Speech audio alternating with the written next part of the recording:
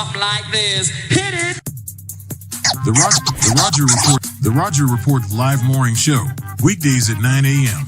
Say y'all, I was on Roger's panel a few times and I couldn't take it. The heat. I got out the kitchen. It was hot. I was sweating. I had to get out. He's Roger, and he's right. Check this out.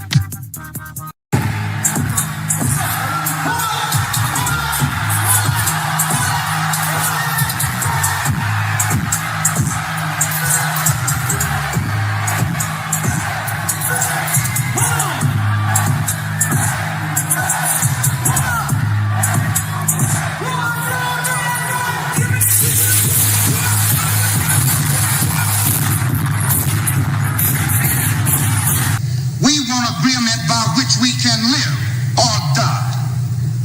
You choose. I have spoken to you a lot of times in hatred and anger, and you have not heard me. Well, you had better hear me today. If you won't listen to me when I make an appeal for the Negroes because you have no concern for the Negroes, listen to me when I make an appeal for America. You claim you love America. Well, we love America. But you are driving us back and you are making a Samson out of us, and we are going to pull down the pillars. And then you think we have no right to ask for something? Is it too much to ask you to grant us human dignity? Should we be put down and shot to death for this request?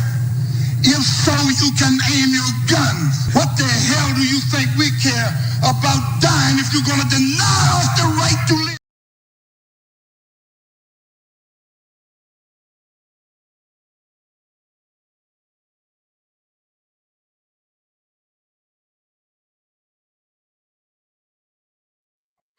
Good morning, folks, and welcome to another edition of the Roger Report Live, the best show on social media. If you are new to the channel, go ahead and take a moment out to hit that like button, because this is where you're going to find the best content on social media, and you don't have to worry about it because you're going to have me right here to make sure that happens. And if you've already been coming to the channel for a while, then go ahead, hit that like button, because you already know what time it is. And you know that this is where you're going to get the best content on social media. It's not a mystery to you at this point. You've seen other people do it. You've seen some other people do it well. But what you have not seen is anyone do it quite the way I do it. So make sure you hit that like button. And everyone, yes, everyone, take a moment out to share the content, y'all. There are so many people who need to get great content like this, and it's just a small thing you can do to help the world be a better place. And isn't that what we want at the end of the day? Don't we want the world to be a better place? Of course we do. So share the content out. Share it through your social media. Share it through word of mouth, or even text someone's phone. But do what you got to do to help spread the word. All right, folks, today we are going to talk about a very real thing amongst black men and amongst black women. A very real thing, y'all. Black men are afraid. Well, I'm going to say real men are afraid of women. Okay, let's just... I'm not saying that this is a good thing. I'm saying this is a real thing amongst black men and amongst black women in American society. Real men are afraid of women. And I'm just going to kind of show how this just gets out of control, and it can come out of nowhere, because a lot of us, we're more concerned with narrative than what the truth actually is. So we're going to deal with the fact that, quote unquote, real men are afraid of women. But before we go too far into this, I want to take a quick moment out to give a thank you to people who help support the channel, because without these folks, I couldn't do this the way I do it. And that's just real talk. So we got to give props to each and every person who decides to be a financial contributor for the channel, because they do mean a great deal to us. They mean a great deal to us. If you don't know, they mean a great deal to us. You just ain't paying attention. But I'm letting you know, without shadow of a doubt, these people mean a great deal to us. So shout out to the sponsor of today's stream, my main man, Eric M. He's a sponsor of the stream, y'all. And big or small, I do appreciate it all. Big or small, I do appreciate it all. So shout out to Eric M. There's no gifts too big. There's no gifts too small. Again, I do appreciate it all. Shout out to Eric M. for being a sponsor of today's stream. And let me say shout out. Y'all know how I go when we get here. There's one. Okay, there's always gonna be one. Now, who that one gonna be? That's up to y'all. Okay, who that one is going to be? Because today, that one, yes, the Highlander of today's stream, my main man, the Saute Sheriff, is in the building. He is the Highlander of today's stream. Shout out to Mr. Suge, to you. Appreciate you big time, my brother. Appreciate you big time. And it's always great that when you enter a show, you get some people who checking in and they getting that started with you. So it's always great to see. So shout out to Mr. Suge, to you.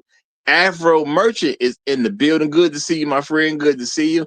Shout out to Inspired Truth Broadcast is in the house. Great to see you as well. My main man, the guy who keeps everything as smooth as it needs to be, y'all. Our unofficial quality control guy. My main man, Chef Mike's Roundtable, is in the building. Always great to see you. Always great to see you, of course. Shout out to Sarah B. Hey, Sarah. Always good to see you. Always good to see you. We got Inspired Truth Broadcast in the building. We got Mr. Me Too is here, y'all. Shout out to Mr. Me Too. Always good to see you as well. Indigo Flow is in the house. And my main man, Trail Bentley, is out here representing hashtag Long Live the Habitual Line Steppers, hashtag Negroes in the Wilderness, hashtag Dignity Over Vagina, hashtag Al Gore's Baby. And my personal favorite, hashtag Hell Hydra. Shout out to you, brother. Shout out to you, y'all. Appreciate you for being here. Appreciate you for being here. If you ain't got a seat at the cool table, man, where you even sitting? And that's real talk. If you ain't got a seat at the cool table, where you even sitting? But let's get into it, y'all. Real men are afraid of women. Now, I left a couple links in the description, and if you come into the Roger Report Live, it's always good to check to see if there's going to be links in the description. There won't be links every time, but there will be links a good amount of times for us to check out something so you can have an idea of what's being referred to. And I think a woman simply, I ain't gonna say I think, I saw what the woman did. I saw her come out. She made a statement. I don't really think it was her intention to quote unquote go viral. She supposedly was talking to her husband. Now, when you listen to the sound of her husband's voice, you could assume that that's a black man. Okay, you never know 100% for sure, but he sure sound like a brother. Okay, he sure sound like a brother. Now, I don't know for sure if that woman is a sister. I just don't know. The way she looked, she could be, but she could be something else. More power to him, whichever way he picked, because if he's a brother, whoever he picks becomes part of the black community. Okay, real talk. Now, they were having a discussion, obviously. And what happened is that the woman took a position that I think a lot of women do take when they're having a discussion about something, but they take these positions that don't make any sense. There's no rhyme or reason. And you never see that position actually taken. They start making up a narrative and then having an argument against a narrative that they made up. And women do it a lot. Okay, they do it a lot. They even do it to men. And sometimes men don't get it, but women will have a discussion with a guy. Inside of this discussion, they create an argument. And they assign you a position, and you argue that position because you ain't paying attention, and you start arguing a very silly position that doesn't even make sense to argue. Okay, you start arguing a very, very silly position. I'm gonna say that's what this lady was at least attempting to do in this particular situation. That's what I believe is what happened. All we see is what we see, but that's what I believe is actually going on. And the thing is, we had somebody respond to this, as unfortunately, I would say as I would expect a black man to do. Okay. He responded to this in a way that I would expect a black man to respond to it. He responded to it in a way that shows that black men have been socialized to be afraid of black women. Now, let's keep it real. If you've been socialized to be afraid of black women, you're probably going to be afraid of every other woman too. Let's be realistic about that. Black men have been very, very tough with men, but when it comes to a woman, they fold. And I think that's what's being presented in this type of situation. I think there's a truly, genuinely stupid argument that was made, but because brothers are normally afraid to call women out on stupidity, I think it just wasn't called out. And I'm gonna keep it real. Okay, I think it just wasn't called out. Now, the person who responded is a comedian, so he can make jokes about things. We should expect him to make jokes about things. But he kind of made it clear he wasn't joking in this particular standpoint. Okay? And I probably wouldn't say nothing about it or whatever, but he did say something about red pill men. Now, of course, people say I am red pill. And when I figured out what red pill truly was, it just means a person who accepts the truth. So if you are not red pill, you slow. That's all I can really tell you. Once I figured out what red pill is, because people say, oh, he red pill. Okay, well, red pill is a reference to the Matrix, where you take the red pill to know the truth, and you take the blue pill to stay in La La Land. Under that context, if you aren't red pill, you slow. And that's not me making a personal attack on anybody else. That's just saying what the reality is. So people try to shame you for being red pill. Why would you be ashamed of understanding what's in front of you? Why would you be ashamed of understanding the world around you?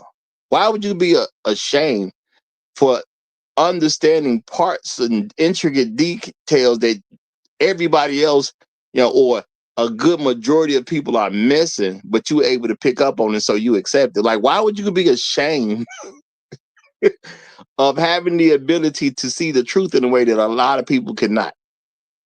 It's nothing to be ashamed of. It's like being ashamed of being smart. Why would you be a smart person? You may be a little gifted, okay?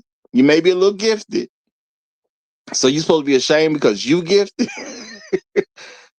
It doesn't make sense to me at all. It doesn't make sense to me at all that you think I'm going to be ashamed if I see myself as gifted. If other people recognize me as gifted, okay? If I'm around a bunch of people that's seen as gifted, that wouldn't make me ashamed. It doesn't make sense. But we get into these narratives sometimes before dealing with the truth because, sometimes we just be a little bit slow about what we're doing. Now, I ain't tripping about what the woman is doing because I've told y'all before, women use manipulation to get what they want. That's the general principle of a woman. Women live in a world that they cannot rule unless men give them permission. Women live in a world that in order for them to maintain pretty much anything, men have to give them permission for it. Yes, even people who are feminists. Feminism is only able to be operated because men allow it to happen. Women have fought no wars and won no battles to advance anything. Now, that's not me being mad about women not doing something in particular. I'm not even saying women ain't doing their fair share. I'm just saying this is called reality. Now, That would be red pill to understand that a woman hasn't fought a battle to get anything done. She's waged no war to get anything done. She does get stuff because men allow her to have it. That's being red pill. Now, some people say that's being mean. Some people say, well, even say that's misogyny. No, it's just an actual fact. Women can only have what men allow them to have. Because if we don't allow them to have it, a man just takes it. You know, even in American society, this is real. Because even in American society, you know, you have things like the police. So a woman can have something. She can, quote unquote, own something. You know, a woman can have a property, right? She can buy a property. She can inherit a property. Okay. Well, however she gets a property, she can have it as long as men, for the most part, agree that it's okay for her to own it. There was a time in America when she didn't own. Now she does own. I don't think most men have any kind of issue with that. But if most men did have an issue with that, they just wouldn't own anymore. Because nobody's going to stop men from taking the property from them. Those are just reality things. So even in this situation, you have a person responding to an argument really from an inferior position because of what some woman said. Now, I didn't see everything the woman said. I showed y'all what I found. Okay, I showed y'all what I found. So I only got small clip or whatever the woman had said. But that's what she said, and you know, it is what it is, and it's gonna be what it's gonna be at the end of the day. All right. Now, maybe a lot more was said in that particular discussion. Maybe that's pretty much it in that particular discussion. So I'm gonna have to make judgments based off the information I was allowed to be able to find when it comes to this particular situation. Now, this is the thing. Enough was there. Enough is there. Now, the gentleman said people are gonna be mad at him because a lady said something and he believes what the lady said is true. Now, I'm gonna ask this, y'all. When have y'all ever seen a man argue that when he gets off work and he have a wife that's working and he don't have to do anything and he's going to leave his wife to do everything? When has anyone ever seen that happen? Now, this is a thing that a woman said, and you know, the gentleman instantly said, "Oh, you're gonna go viral." Now, why would he say that? Why would he say that? Okay. When was there a group of men that made an argument that a woman who goes to work and comes home, who's with a husband who goes to work and come home, has to do everything while the husband doesn't have to do anything? See, people make a lot of dumb arguments all the time. All right. They argue narratives that don't even exist. They feel like they've made a point. And I'm saying it's a feeling. Because you haven't made a point if you don't deal with something that's real. Where do you find men in this country, especially brothers? Where do you find men in this country that believe he can go to work, then he's going to come home, and he ain't going to do nothing just because he don't feel like it? He think it's his woman's job to do everything. Now, maybe it's some white men that get down like that. You know, I ain't going to never be, you know, rock with them like that. Maybe that's something going on in white circles, okay? They do got a reputation with, you know, they have a reputation on how they treat women where it just don't be the best. So maybe that's happening with some white men somewhere. But where in Black America are you gonna find a bunch of dudes sitting around talking about his wife got to do everything once she get off work, and he don't have to do anything. Because she clearly was talking to a black man. A black man made a video about what she said. When were black men ever raised to let a woman do everything just because he went to work? When did that ever happen? Okay. Now, me, of course, being seen as a red pill man, a person who can actually see the truth, only because the red pill people were mentioned, and am I probably even doing a response to this particular thing? And I ain't gonna even say it's a real response, because it ain't even a real response. I'm just using this to show that there's a lot of stupidity that goes on. And sometimes stupid conversations are driven because black men are afraid of women. We've been socialized to be that way. These are proof. This is proof that black men are afraid of women. At some point in time, we're going to have to stop being afraid of women. Like, it does make a difference that we are afraid of women.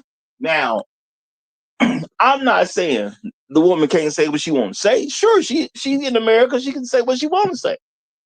You know, I ain't saying she don't have a right to an opinion. Of course she got a right to an opinion. Sure she does. But what black man is telling some woman that she got to do everything because he went to work? Look, I went to work and I came home, and that's it. It's over with. When y'all hear a black man say that? When have you ever heard that? Now, even though as random as that is, I could basically bet my life on the fact that ain't none of y'all ever heard a brother say that. Not no American brother. Now, maybe you talking about some black men on some other part in the world, which I still seriously doubt. I still seriously doubt that. But maybe there's a black man on some other part of the world where he doesn't live in America where this type of stuff is regular. I doubt it. But that's regular. I don't believe that you're going to be able to just find black men saying such stupid stuff. But why do I think another black man would quickly agree with what the woman said? It's because we have fear. See, black women say all types of nonsense, and black men think it's our job to respond to it. Everything they say, we got to act like what they said is the absolute truth. But if I ask you to point out any black man who's made this argument, you're going to struggle. Now, amongst millions of black men, you got tens of millions of black men. If I say, just put out one clip of a man making an argument that even if his wife is going to work, when he get home, he's done. And when she get home, she not done. If I said you got to find a clip like that to save your life and gave you even a week to find it, most of y'all gonna die. Let's just keep it real. Everybody pretty much be dead. Because who gonna find a clip like that? But of course, a black man got to respond as if it's the truth. Now, a lot of black men, we have not been socialized to say what we need to say about something that's real. Now, if a brother is living with a woman, he has a wife. This is an actual, the whole point. This was a conversation about a wife and a husband. What black man wants his wife to work that hard? Well, he goes to work for a job of some kind.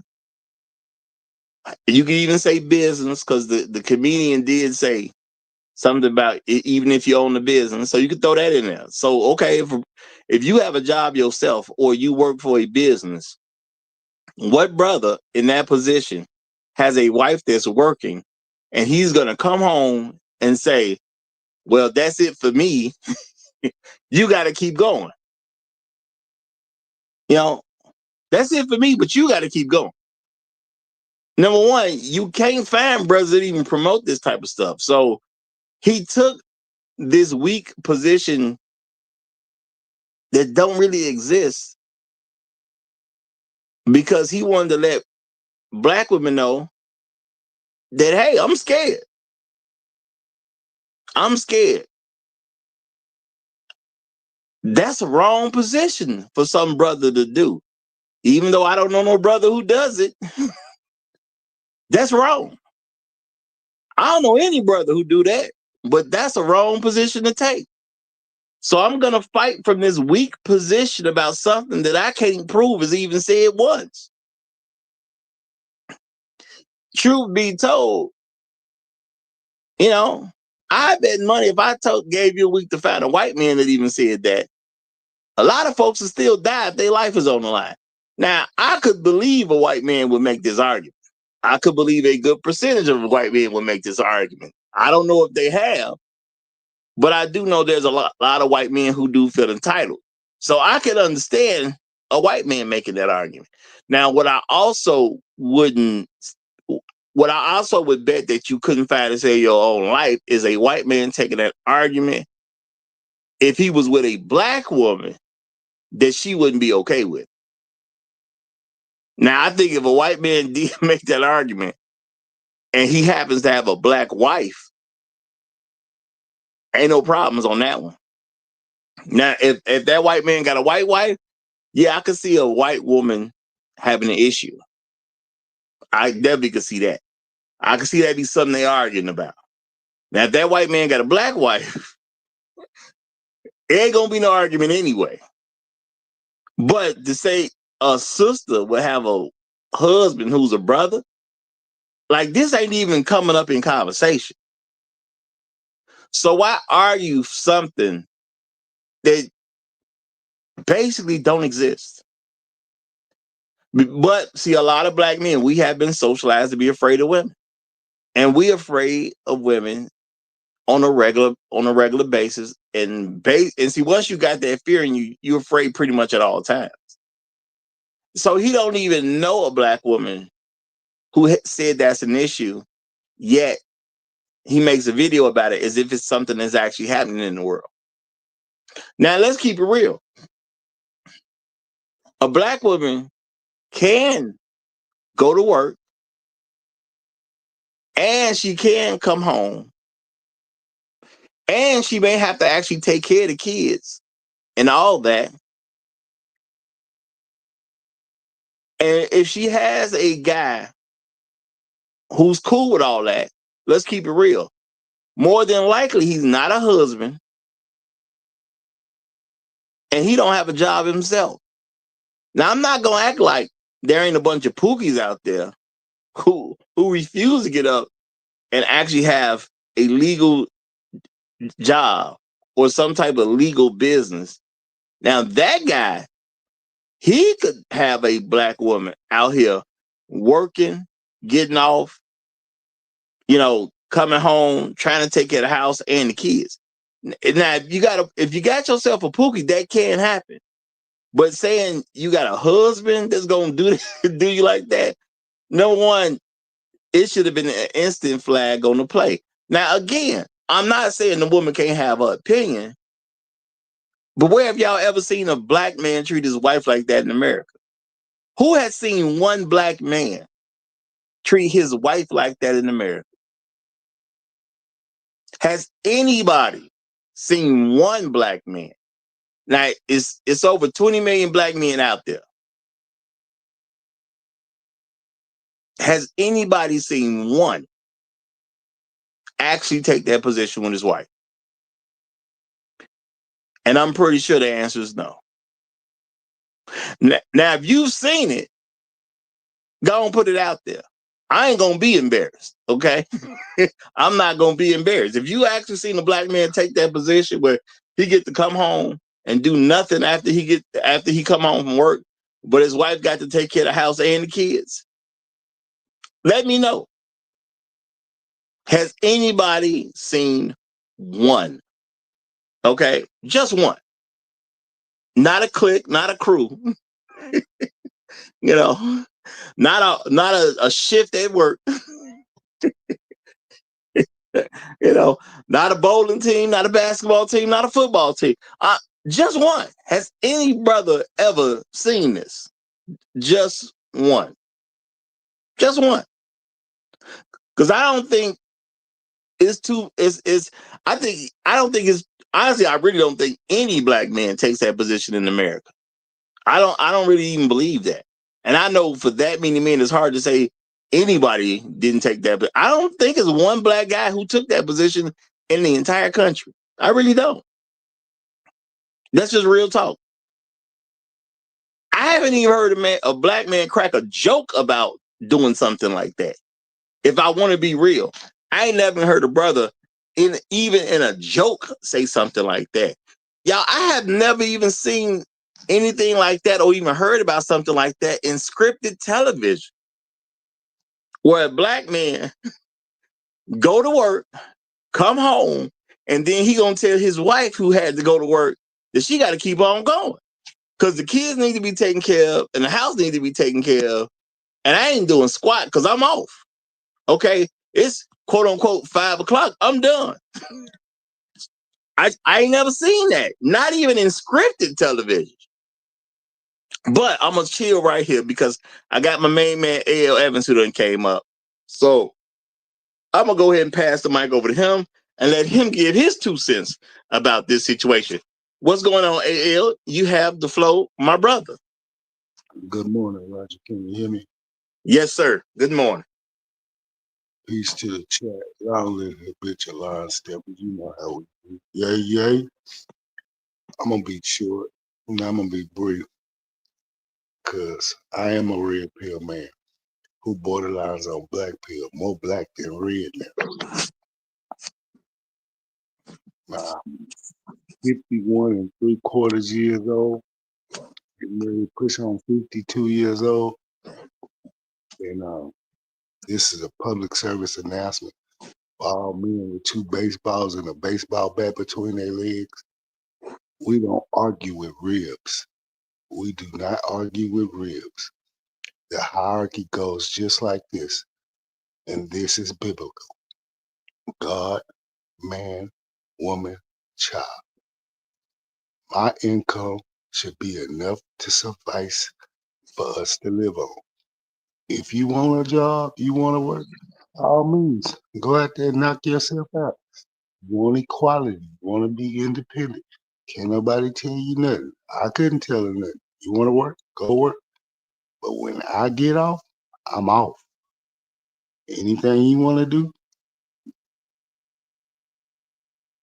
after work or whatnot, take care of your business. But when you come home, your wifely duties are still required. I don't want to hear it whatsoever. I don't.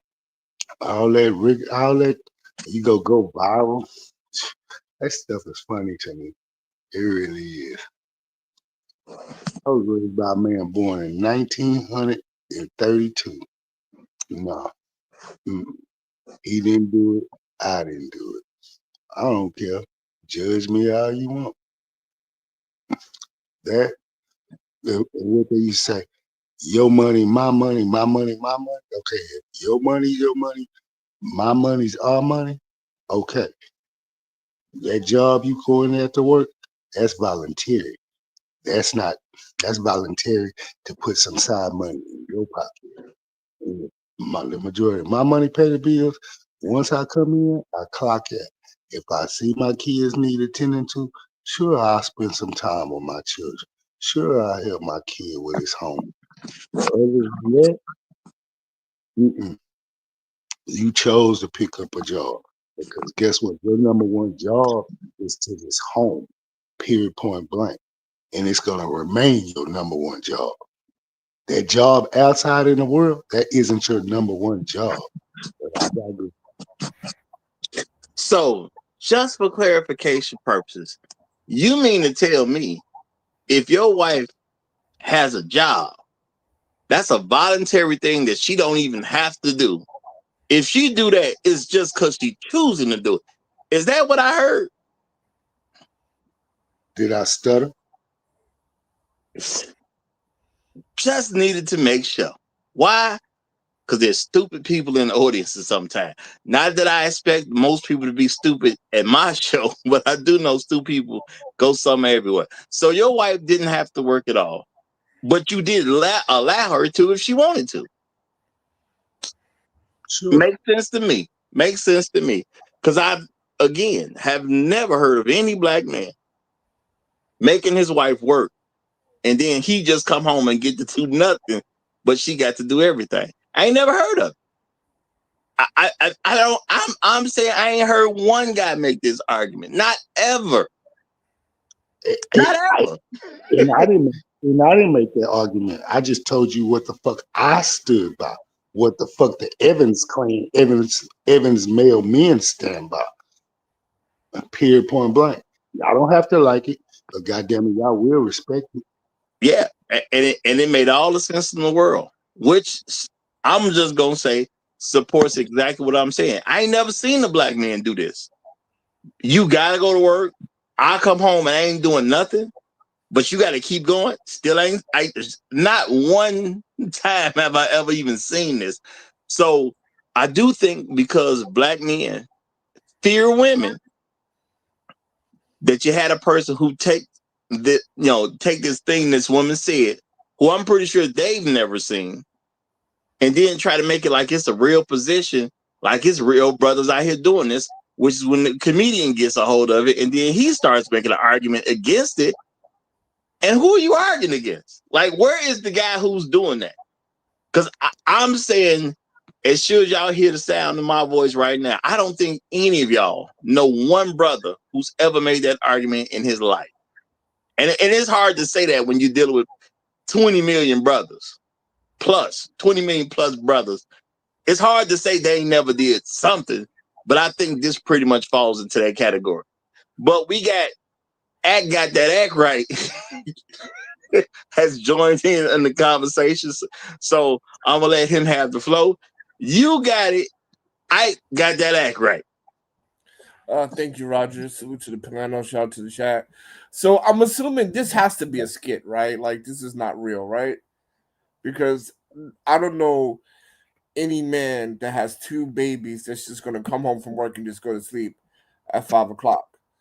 Unless his wife is an absolute raging Michelle Obama type. Because then I would sleep on that ass. Like, if I'm married to Michelle Obama and I got 2 toddlers, I'm definitely sleeping because I'm dealing with depression, probably alcoholism, and probably a little drug addiction dealing with that woman.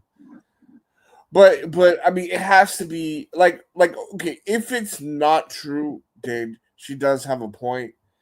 If you got children and you coming from work, yeah, you need to help out and do things around the house because you have children. If you don't have children and it's just y'all two men, do what you want to do, right? But the part where she was like, when he asked, when did you become in charge of my schedule, of my sleeping schedule, and she put the ring up, that was crazy work. That was nasty work right there. That was nasty work because basically what it was telling people is that as soon as you get married, your wife is running stuff. And that's what I saw the huge problem was. Because yeah, helping out when you got toddlers, yes. I mean, come on, you paying the bills, just paying bills doesn't make you a father. In my eyes. Everybody has their own whatever. Paying bills just does not make you a father. You have to give quality time to your children. But even with that said, just because he married you and he shopped the club, that doesn't give you power over him. That's crazy work. You know, slavery, black women really don't understand that slavery's been over for a minute. And I pass the mic on that. Well, you know, she said what she said, you know. Now, I'm not saying that wasn't crazy work because I did peep that myself, but that wasn't really her argument. That was kind of her letting him know what time it is.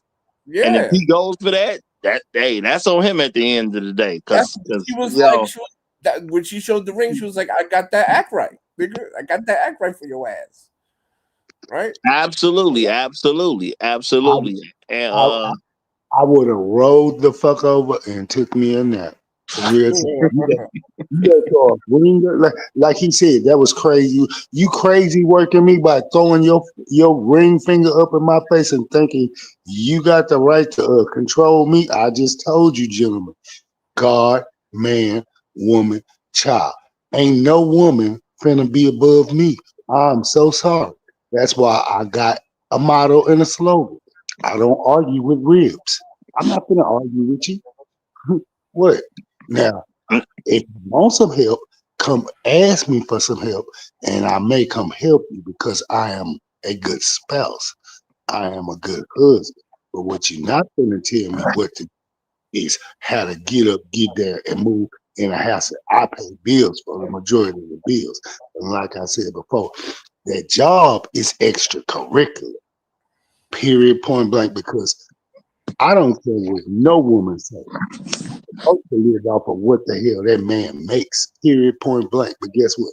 Y'all are the materialistic ones. Y'all the ones whose eyes get big and glittery eyes when you see material stuff that you want. You know, men not overwhelmed by material stuff like that. We good with the basics. We might buy a nice little something here and there, but no, on an everyday, weekly basis, no. We buy what we need for the home and we keep it moving. We take care of our needs first, never our wants. Wanting is why we're in debt, why America's in debt right now. Got a whole group of freaking wanters. But I got all right, now again, just more that no brother has ever made this argument that his wife got to go to work, come home, keep working, and he don't have to.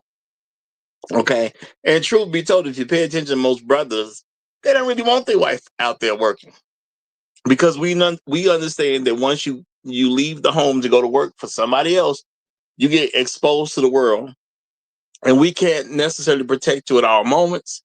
Now, you couldn't do that even if you had a stay-at-home wife, but it does make it more difficult, and it does increases the chance that somebody's going to bother her. Black men get that. You know, now shout out to FLX. He pressing me, y'all. He pressing me. He say, Roger, you gotta read the you gotta read the cash apps, my guy. I've been reading the cash apps. I apologized the other day because I didn't get any, because and it was just a notification issue. But I've been reading them, brother. I've been reading them. So I'm gonna read this one right now. Okay. So shout out to FLX because now I understand what this is. So shout out to FLX. He hit he sends a $5 cash app. He said pencil eyebrows told me everything. Pencil eyebrows told me everything. Now there is something to that because if your wife is drawing on pencil eyebrows, telling you how things got about to go down, you should be able to figure out a little something on that note. And that ring flashing and him not responding to it. Now I just hope for his sake that his response was just left off camera or it was left out of that clip. But yeah, she kind of let the world know that no, she runs her household. That's how it looked, brother. If you somehow hear this, I'm just telling you how it looked. Okay, because you can say that it ain't like that, but I'm gonna tell you what you let happen and what you let go out into the world. It looked like she run that household, brother. Because you asked her a time and she showed you a ring, and you was like quiet. You ain't say nothing. So if you don't say it was wrong, then the world gonna perceive that she was right. It just is what it is, and that's on you because you didn't say nothing. You had your chance to say something, but you didn't say nothing. At least not on camera that we saw in this clip. Now, maybe there's a longer version where you said something, but that's his issue to deal with at the end of the day. Because, hey, that's his wife. If your wife says she run the house and you ain't saying nothing about it, hey, brother, I don't know what you want me to tell you. That's what she let us know, okay? Now, shout out to my main man, Afro Merchant. He hits me with the $20.57 cash app. So shout out to Afro Merchant. Appreciate you big time, my brother. Appreciate you big time. And shout out to you for the 57-cent Trail Bentley tax. Appreciate you, my brother. Appreciate you, my brother. Now, this is the thing, y'all.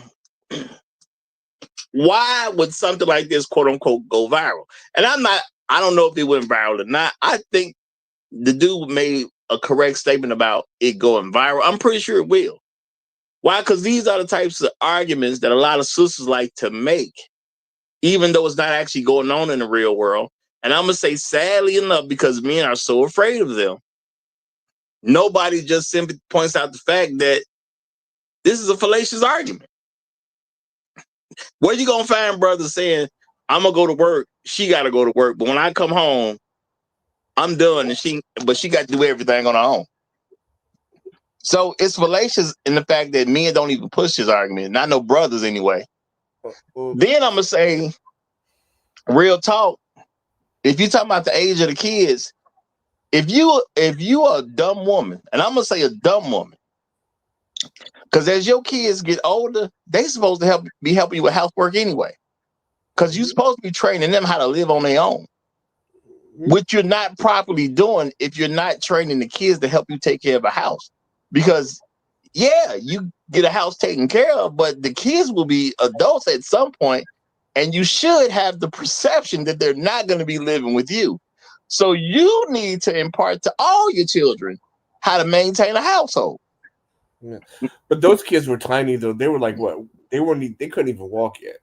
So those kids were tiny. I mean, that makes a difference, but at the end of the day, it doesn't make a difference because the argument was made that you got to help with the kids in general.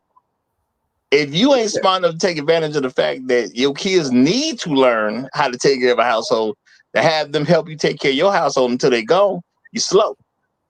You know what I'm saying? Now, I get those kids, small children don't have the ability yet, but I've been learning to do that stuff when I was a very small child. I think I was around 7, 8, 9 years old, when I was doing chores, you got chores. Yeah, when you're like 6, 7, yeah, then you have chores. Yeah, but those kids were. I agree with you, but those kids, I mean, they could barely crawl. So at the end of again, and that's cool. But I'm gonna say this: I didn't even get a perception that the husband even made that argument.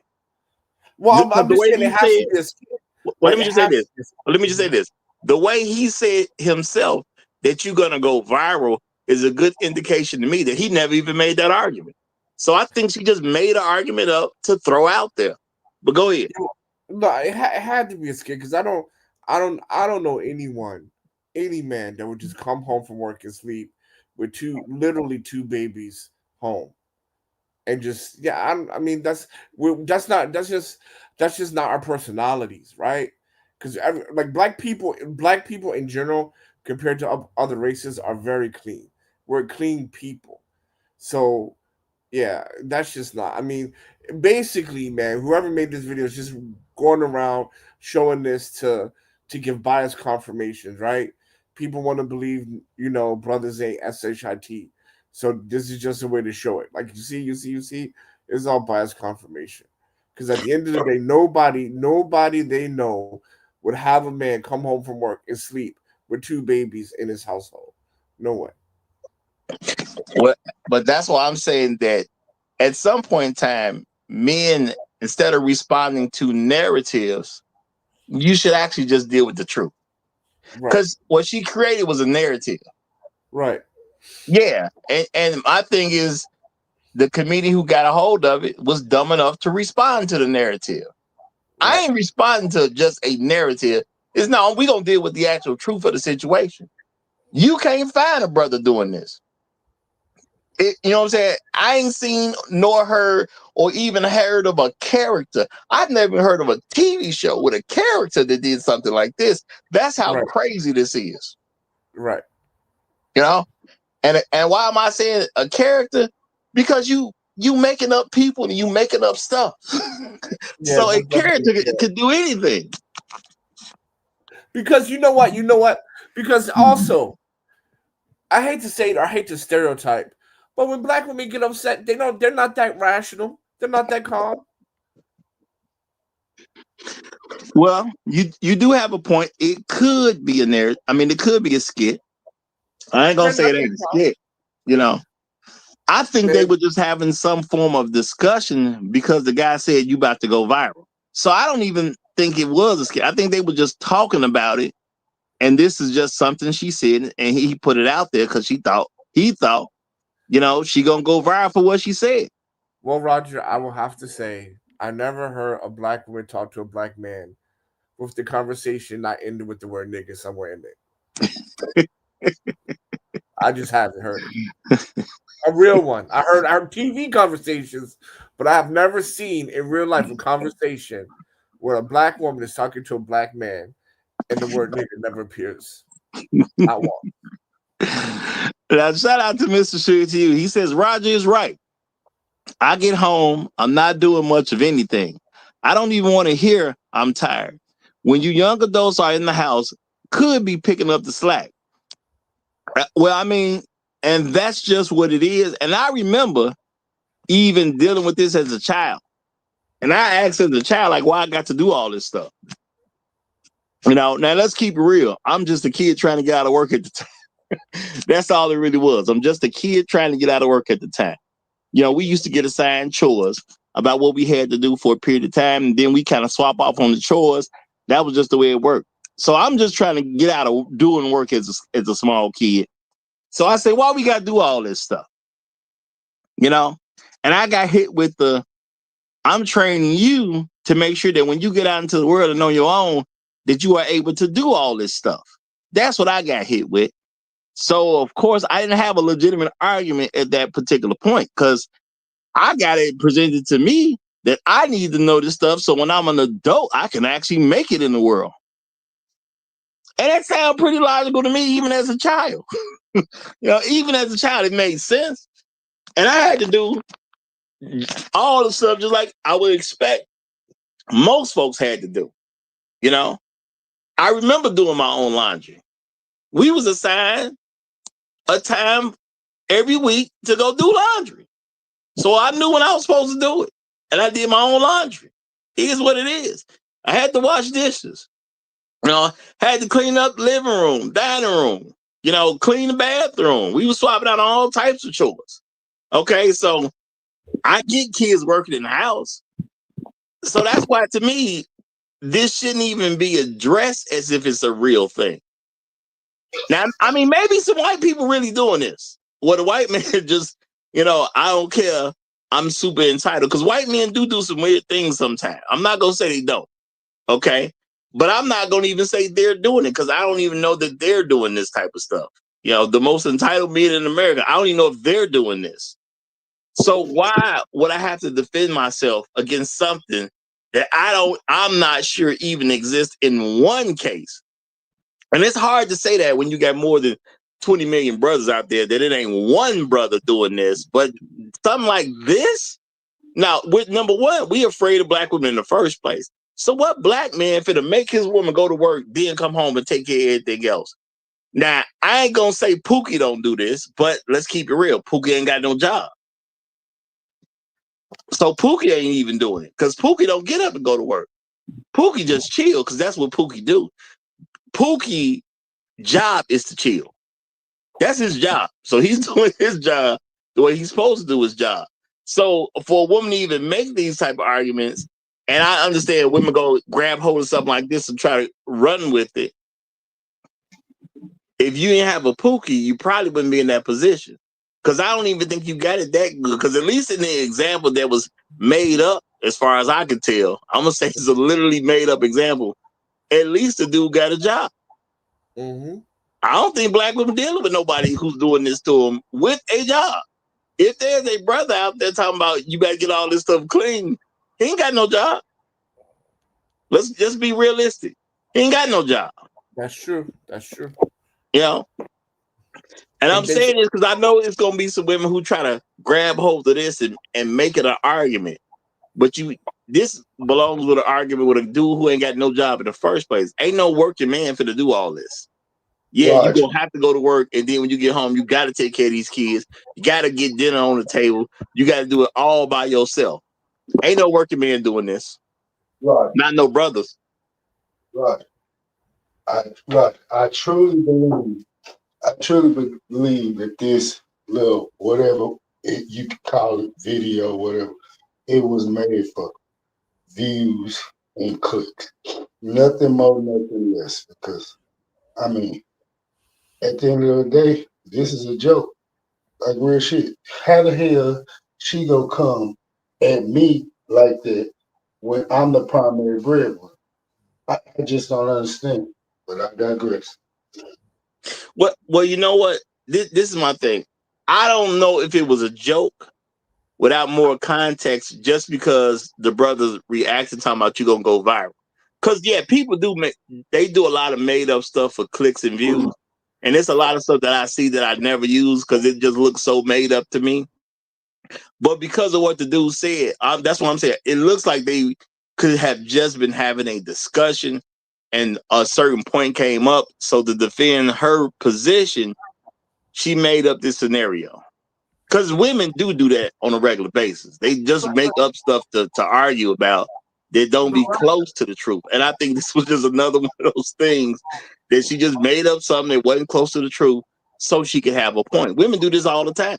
You know, he agreed with her though, right? Because she said you can't come home sleeping, and then he was like, "Why not?" Right? And then yeah. So he didn't say, "No, I'm not sleeping." He said, yeah, "Why not?" Right? And then she said, "Because number one, just stuff to do. Then number two, there's 2 kids and all this other stuff." So he didn't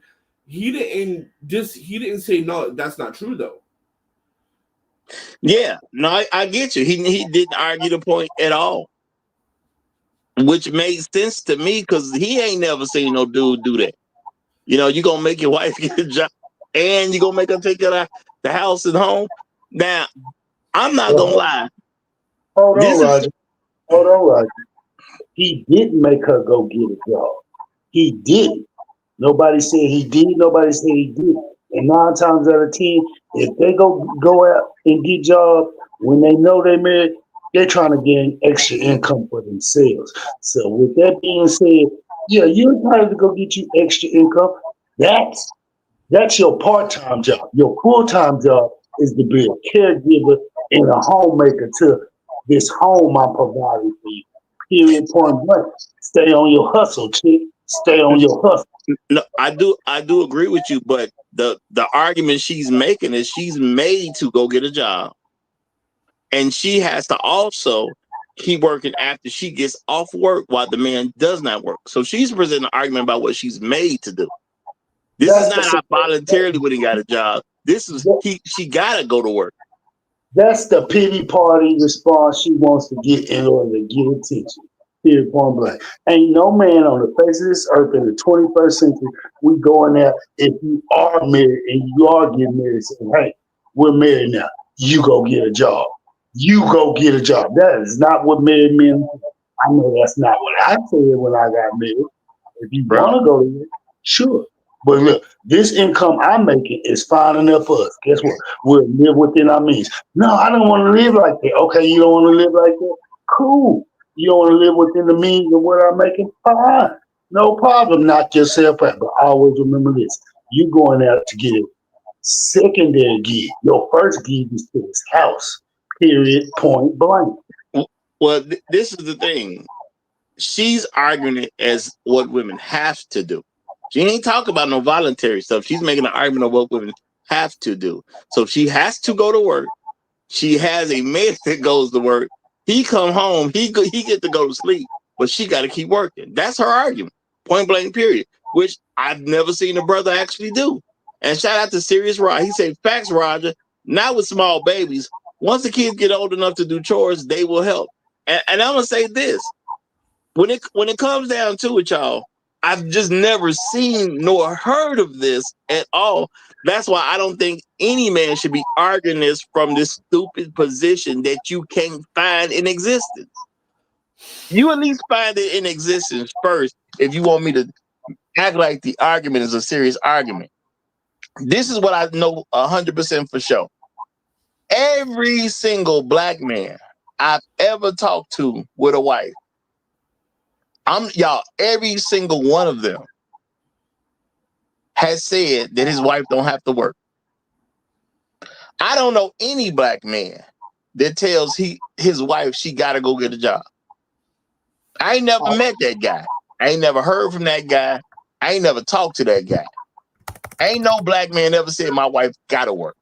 That's number one. There's plenty of black men that don't want their wife working. That's number two. I have talked to plenty of women who go to work and they have said themselves that they don't have to. They go to work because they want to. So I'm not saying if you look hard enough, you can't find some black man somewhere who's gonna say, yeah, my wife got to have a job. I guess if you look hard enough, maybe you can find it, possibly. Because I say all the time that I can find you a guy with no legs. You just gotta give me some time. I can find a guy with no legs. I'm one of them, Roger. I'm one of them. Yeah, your wife got to work, especially nowadays. I'm one of those guys that advocate for your wives working, especially if you don't have children. Well, I mean, you know what? I've heard you advocate for a woman working because you don't want her doing nothing. And I'm gonna say, I've heard you advocate for that. No, but I want to know because if she working and then when she decides to graduate, you don't have to pay alimony. No, I'm not even arguing that. I'm not even arguing that. But I am putting out a key point that you're not a husband. I've never seen a husband say his wife got to work. And ain't no alimony in Texas, Playboy, so I ain't worried about that. You know, so maybe you be the first guy that actually gets married, and then I hear that, but I've never heard a husband say that his wife got to work. I just ain't seen. Now, I'm not saying that you doing it for a cruel reason or anything like that. You doing it for a certain financial reason in case the marriage goes south. I totally get that. But at this point, without being a husband, what I'm saying is still true. 100% of men I've talked to, I've never heard a husband make his wife work. Most husbands don't even want their wife going out there into the world being exposed like that because they know what's out there. Well, not me. I know a couple of guys that encourage their wives to work. That's where I learned that shit from. I learned it from. I mean, I get it because based on what I've heard you say in the past, I could totally understand how that idea was developed. It ain't like y'all was just saying some nonsense. It was, to protect yourselves, to a certain degree. Yeah. So I totally get that. Now, shout out to Mr. Suge to you. He said, I ain't gonna lie, Roger. I kind of want to send I kind of want to send this MF for the work now. She's getting way too expensive. Shout out to Mr. Suge to you. Put her to work. And shout out to his wife chilling. Put her to work. Yeah. Put her to work. Gotta put her to work. Yeah. Now I'm gonna say this too. As things change, yes, I would understand if black men started saying, "Well, my wife gotta work." I would get it because of how things are going. And to me, that would just be a problem that women created for themselves. So I still wouldn't have no sympathy for them because, if you work hard to put a person in a position where he got to start doing stuff differently to protect himself, that's on you at the end of the day, But from life experience, I just ain't never met a black man who he said his wife got to work. I have literally been there around multiple black men when their wives had an issue with a job. I literally seen the man tell the woman, why you going? I've heard a man tell his wife, well, just don't go back. I have I've heard a man tell his wife, if they keep playing with your schedule, don't give you the schedule you want, just go to the job and tell them your husband said, I'm gonna either get the schedule I want or this is my 2-week notice. I done seen black men on multiple occasions just say, hey, she ain't got to work. I've never seen that as an issue. Okay. Not one husband I ever heard have a discussion with his wife, and he's like, well, baby, I'm just gonna tell you straight up, you gotta go. So you ain't even gotta attach the kids part to the situation because I ain't even seen the man make a woman have a job in the first place.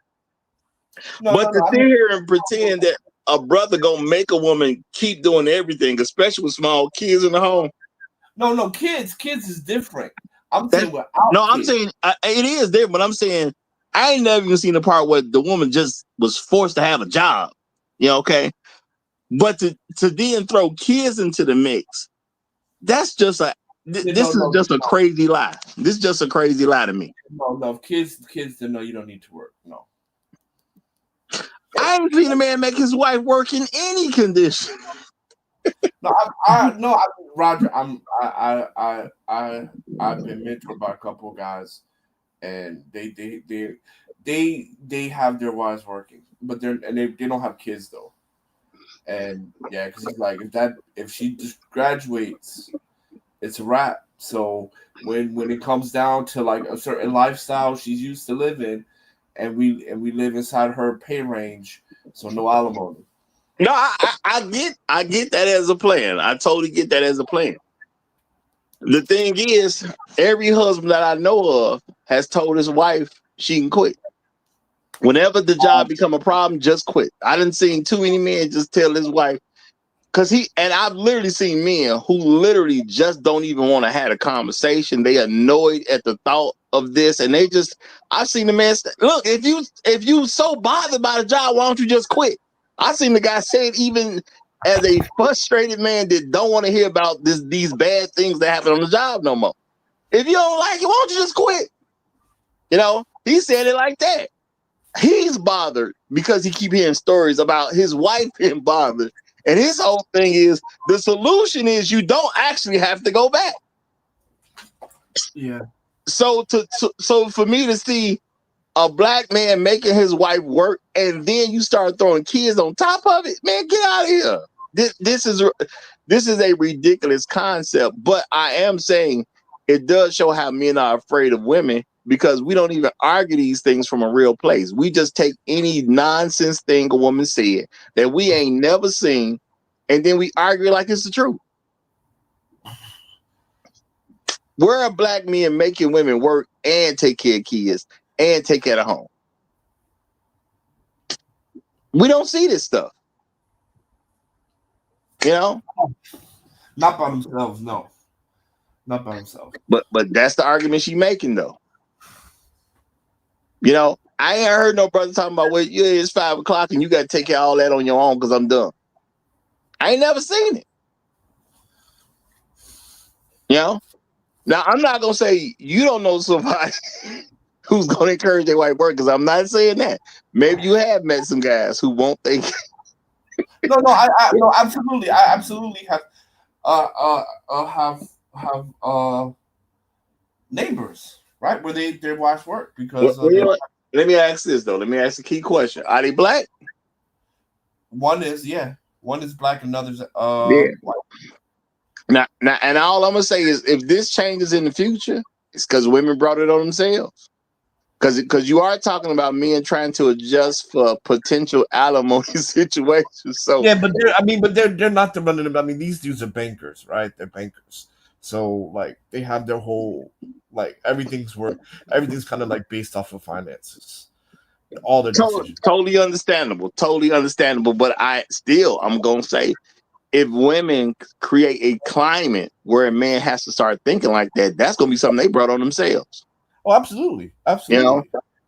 Because if men have the factor of divorcing all the time, men may start changing on what their positions are.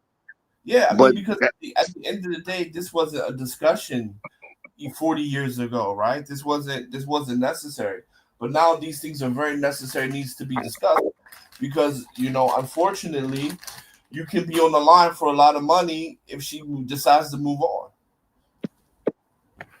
Yeah, and that's what I'm saying. If women are dumb enough to have men start changing their position because of what they got to do, that's on them at the end of the day. But my point is when these fallacious arguments come up, it's not for men to jump on board with a fallacious argument and act like it's the truth. See, this is why I'm disappointed in the comedian. Okay, this is why I'm disappointed in him. If you're gonna touch this subject matter, talk about it like it actually is. You're talking from a position that you cannot find. Literally, you can't find it. Nobody's seen this in America. Okay? And it's hard to say nobody's seen it when you're dealing with over 20 million brothers. It's hard to say that. You ain't gonna get a whole lot of chances to say ain't nobody seen this, but ain't nobody seen this in America. You know, Roger. The thing that pissed me off with the shooting is this. You call yourself a Christian man, a man whose primary line of employment isn't a comedian first. That's secondary. You know what his primary occupation is? I'll tell you what it is. He's a mortician.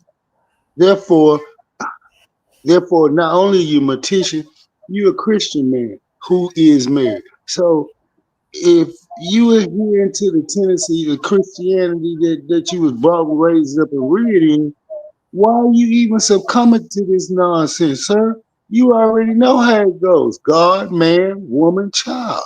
Anything she wants to do outside of your home is extracurricular. But like Roger said, y'all scary. well, I'm gonna say this. See, this is why it's an issue to me. Now, I didn't know that about his background, but okay, it doesn't change anything because I can totally believe what you said about his background. But this is the thing: even he didn't support that position. So what do I know? He's just another guy who didn't do it. He's another guy who didn't make his wife do everything just because he got off work. Because he said, "Hey, she right," which means you don't support that position. So you don't support it. You ain't got no friends that support it. You ain't related to nobody that support it. So why would you even act like this is a position that men need to deal with or argue about or something like that? We waste a lot of time arguing about nonsense when we could be talking about something that's gonna actually push us forward in the right direction. We talking about don't do a thing that's made up. This is crazy, but it does show this. Brothers it's deep in their soul, y'all. They afraid of these women. When you got to argue something that you didn't do, usually that means fear. I have had a lot of women try to get me in an argument about something I didn't do. And I tell women all the time, well, I didn't do it, so I don't care. I'm not going to sit here and argue about something that I ain't even got nothing to do with. That's not the argument I need to make. If you got an issue about something and that issue didn't include me, do not expect me to argue from a position as if whatever happened to you is really my fault. It ain't my fault. And if you bother me about it, I'm just gonna say I don't even care about the situation. I don't even care that you got to deal with it. That's what you're gonna get me to go to, But I'm not gonna sit there and act like your issues in the world are because of me and it ain't got nothing to do with me. I don't do that because I don't see no point in it. To me, that's an automatic loss in the argument. If I'm arguing from a position where I've accepted some made up thing, I'm supposed to lose that argument. So why have it? Can we just call a spade a spade? That woman's lazy as fuck. I don't care what nobody says.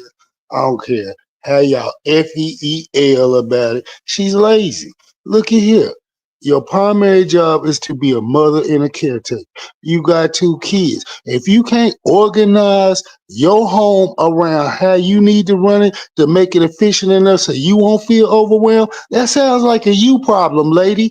Don't be bringing that and funneling that to your husband and then pushing this outside narrative like what you think you go push across to him and have him put out on social media is going to change the world. It's not. No.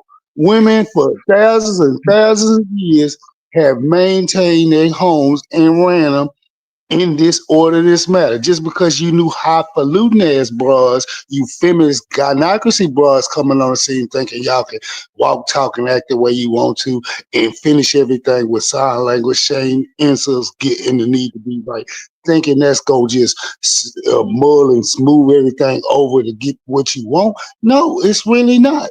It's not, man. When I first seen this title, I just started laughing.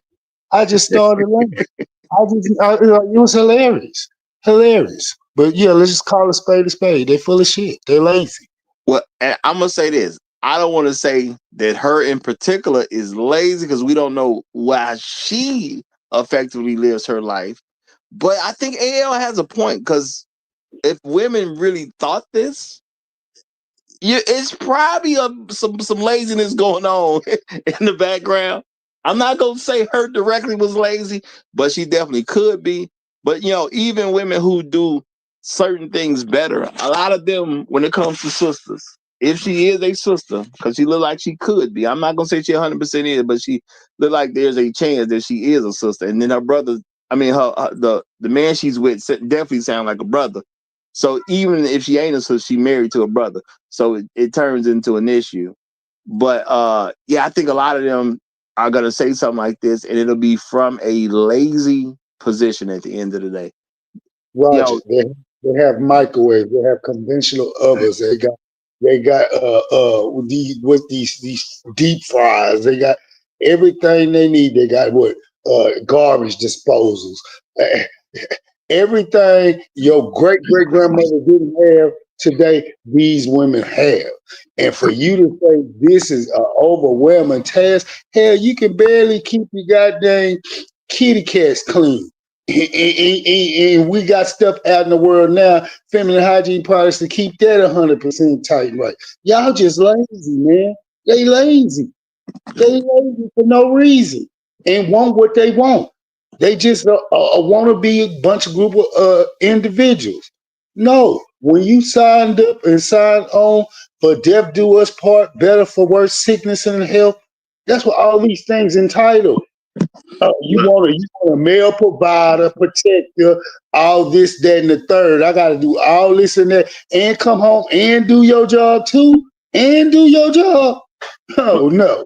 Well, to me, there's a critical issue too, because they argue this stuff like men don't have to do certain stuff in the house, but the only difference between men's quote unquote housework and women's quote unquote housework is the men don't have a real shot of getting help.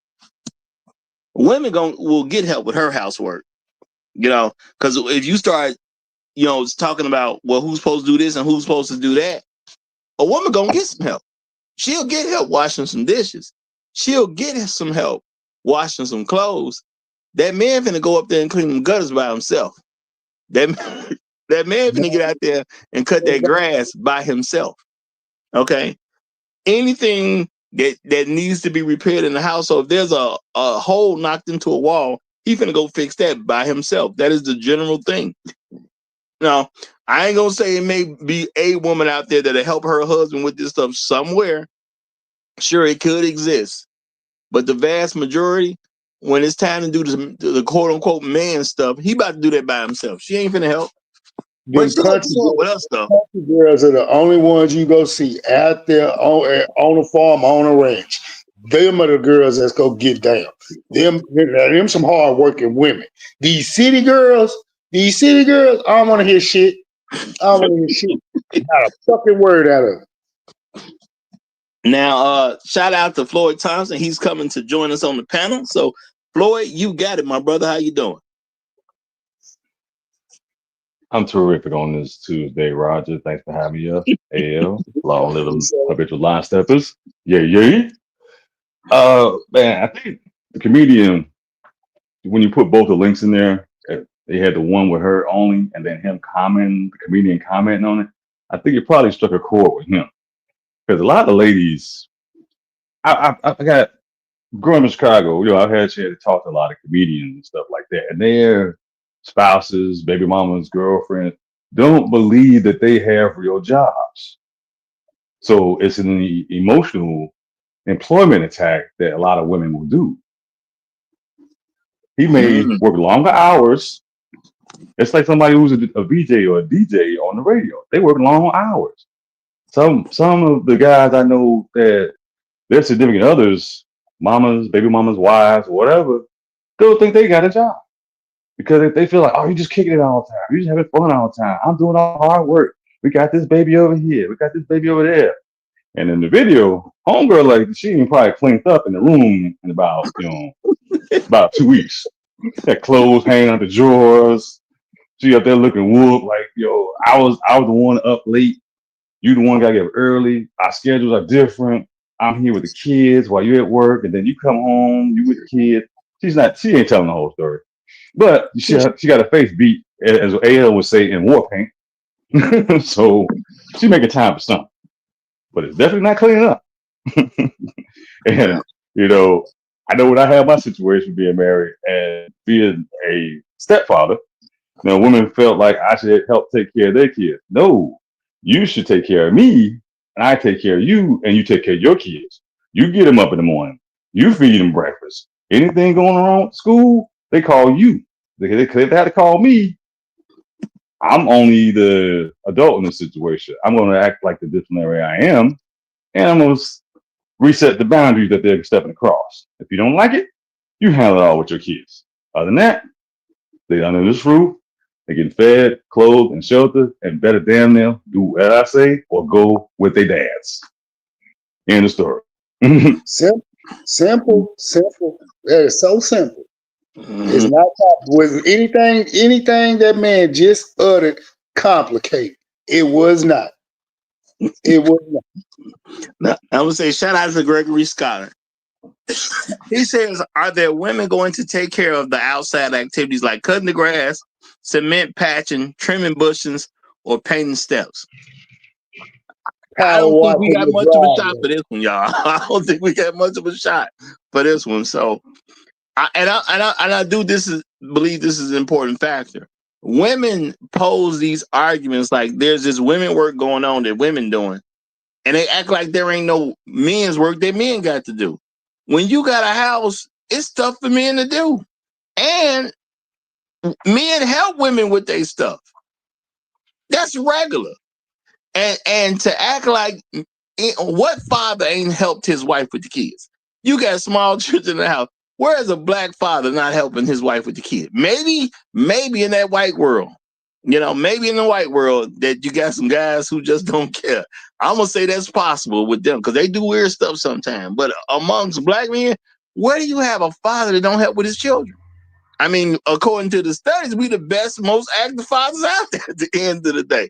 What more do you want from me? Shout out to Tyrese. But let H Rebels get in, and then we'll get to the Emperor after that. H Rebels, you got it, my brother. Shout out to you, Roger, as a host. Good morning to you, gentlemen. Yeah, so the last gentleman just made the case for not being a stepfather, so I won't get into that too much. It's a lot of additional tasks, duties, and responsibilities, and you got to really love those kids. And if you don't, well, then yeah, you're gonna feel a certain type of way about that. And then to your point, as it relates to black men and fatherhood, yeah, black men understand how important it is to, influence, direct, and motivate and train these kids in order to be good adults. So we're going to put in the work. Now, as it relates to this topic, what that woman was complaining about, I don't know why women try to do this thing where they're trying to have a full time career and be a mother and be a wife, and then be upset when they feel like they're not getting this enough help around the house. If both of you guys are working, you have a full time and you have a career, and you guys are trying to move forward in life, and that's fine, and you're trying to do it and balance a family, I don't see what the issue is for menial tasks to hire some outside help. You both are working full time. You have some additional income in order to make this happen. To what you call it, to make sure you don't have all these minor and stupid disagreements about housework. Just get somebody else to do it. You know what's funny is you don't even have to be there when somebody's cleaning up your house, washing your clothes, or cooking your meals. You give them a key, they come in, they do what it is they do. By the time you get home, it's all done. So that way you can focus on being a family. You sit down and eat dinner with your kids, and then read them a bedtime story, and then you guys go spend time together. And then on the weekends, you do the stuff that you couldn't get done during the week. You work that out. You share those tasks. The male dominated tasks, the female dominated tasks. You guys do that, and you take a day off where you do nothing but family time, and you do that on Sunday or Saturday, however it is you guys do it. Like, I don't even know why women are making this so hard. Like, these are the way that woman was talking. That's the kind of stuff that actually breaks up a marriage. When really all she has to do, if she's having problems, is sit down, communicate with her husband, work that out, come to some form of agreement, and hire some basic additional help. And for all of the women who are worried that if you bring a woman or even another man in there and it's going to ruin a relationship, I just told you that you don't even have to be home when somebody is running around your house, cooking a meal a couple times a week, or doing laundry, or running around doing errands and doing shopping and stuff like that. Like you don't even have to be there. So no, that's not going to break your marriage either. So I'm giving people all these solutions, and yet still women are still bitching and whining and complaining. But anyway, I'll go ahead and let you guys respond to what it is I just said. Thanks for letting me know. Well, you're more than welcome, sir. You're more than welcome. And I'm gonna say the issue I believe with that is because most women gonna have to, if they hire some help. See, now you got to justify working.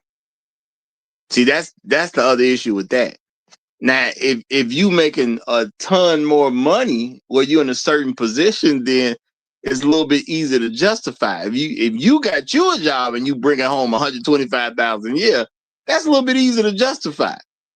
But if you making 25,000 a year, if you making 28,000 a year, you making 32,000 a year, and you start spending a bunch of money on somebody else cleaning your home and somebody else making your meals, that's going to turn into a financial discussion about why you're not doing it yourself instead of paying somebody else.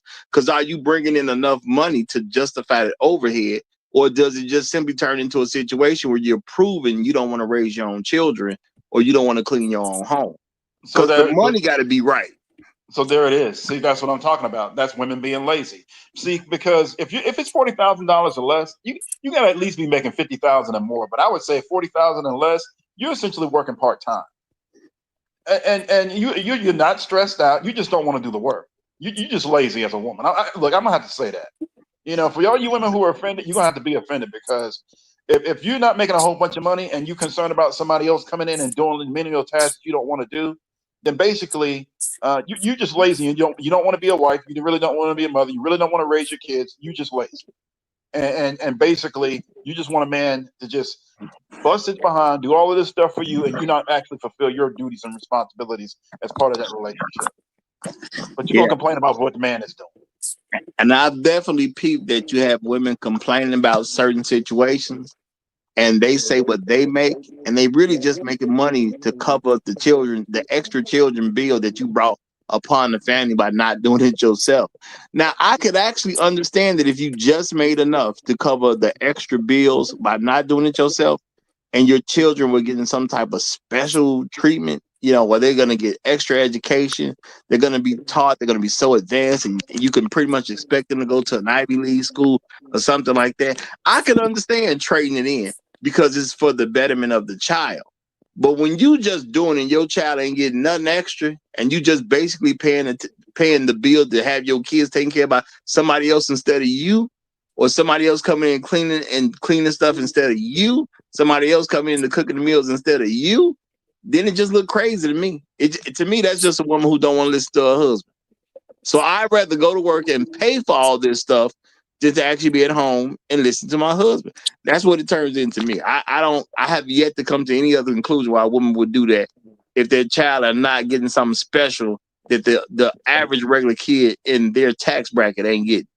But let me let Emperor Dessalines get the mic, and then we'll let Jado get in right after him. Go ahead, Emperor. Roger. Good morning to everybody on the panel. Good morning, sir. Good morning. I'm going in a different direction from y'all because I know y'all a bunch of alphas. Y'all got it like that. Y'all out here paying the cost to be the boss. Y'all paying 100%. I get it. It feels good. But for me, I'm going the other way. Here's how it's gonna be for me if I ever get married. My wife is gonna have to work. It doesn't matter how much money I have, she's gonna have to work. Because these hoes, they want a say-so in what's going on in the household. So if she wants to open her mouth to buck me, she's gonna have to pay her way. And it's gonna be substantial. It's not gonna be 50-50, but at least it's gonna be 45. I'm not settling for anything lesser than 40%. She's going to have to pay 40% of the bills. Because by paying 100% for the hoes, we essentially facilitate their escape to them. Or we're letting them setting money aside so that when it's time for them to dip, they have enough money to run away with, their favorite niggas, their little neck bones. So not only she gonna pay her way, Yes, you're gonna have to get things done around the house. Just that's how I see it. Because that laziness that y'all let them get away with, I can't do it. Can no wife force me to eat out all the time? Meanwhile, I so called have a wife. What are you doing all day? I gotta eat. I gotta eat. I gotta eat fresh food. I wanna be like Tony Runner. I wanna be like Tony Runner. You know what I'm saying? Straight up to turn around. Yeah, you have to cook for me. Yeah. Also, yeah, I want to eat good food because if I'm working my fingers to the bone to take care of you, the least you can do is feed me. Not wanting to feed me as a husband, it's akin to not wanting to maintain your car, right? And they have to maintain their cars. So why not cook for me? Make sure that I'm healthy so that I can work longer and harder to provide for this family. Because that in and of itself is, self-serving selfishness. You're not doing it just for me. You're doing it because it's going to benefit you in the long run. Am I right, Roger?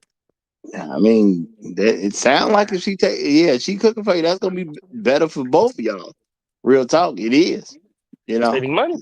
she is, yeah, and she's definitely getting something out of it. So, and if you love your husband, that means he's probably gonna be around longer. So she would be getting a lot out of doing the cooking herself.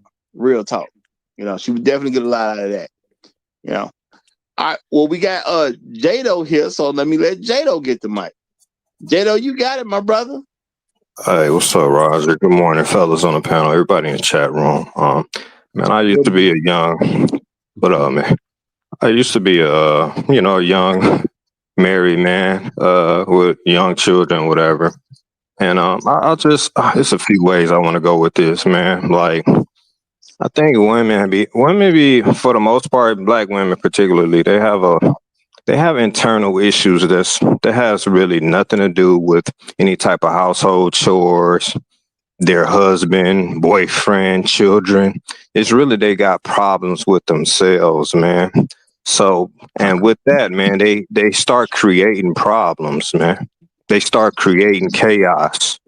They start making problems that don't exist. With no context with that link that you put in there. There's no context, man. That man could have possibly done like 16 hours of work, and we want to come in, take a quick nap, wake back up, and get right back at it. You know what I'm saying? There's no context to it. But these women, I would find that in my marriage in the beginning, man, my wife would get resentful, get upset when she saw me at peace or something bothered her throughout the day. At work, she saw something on TV, something in traffic, something happened, and then they'll invent a problem. Oh, you sitting down on the couch, relax for a hot second, man. I don't like you just going to sleep.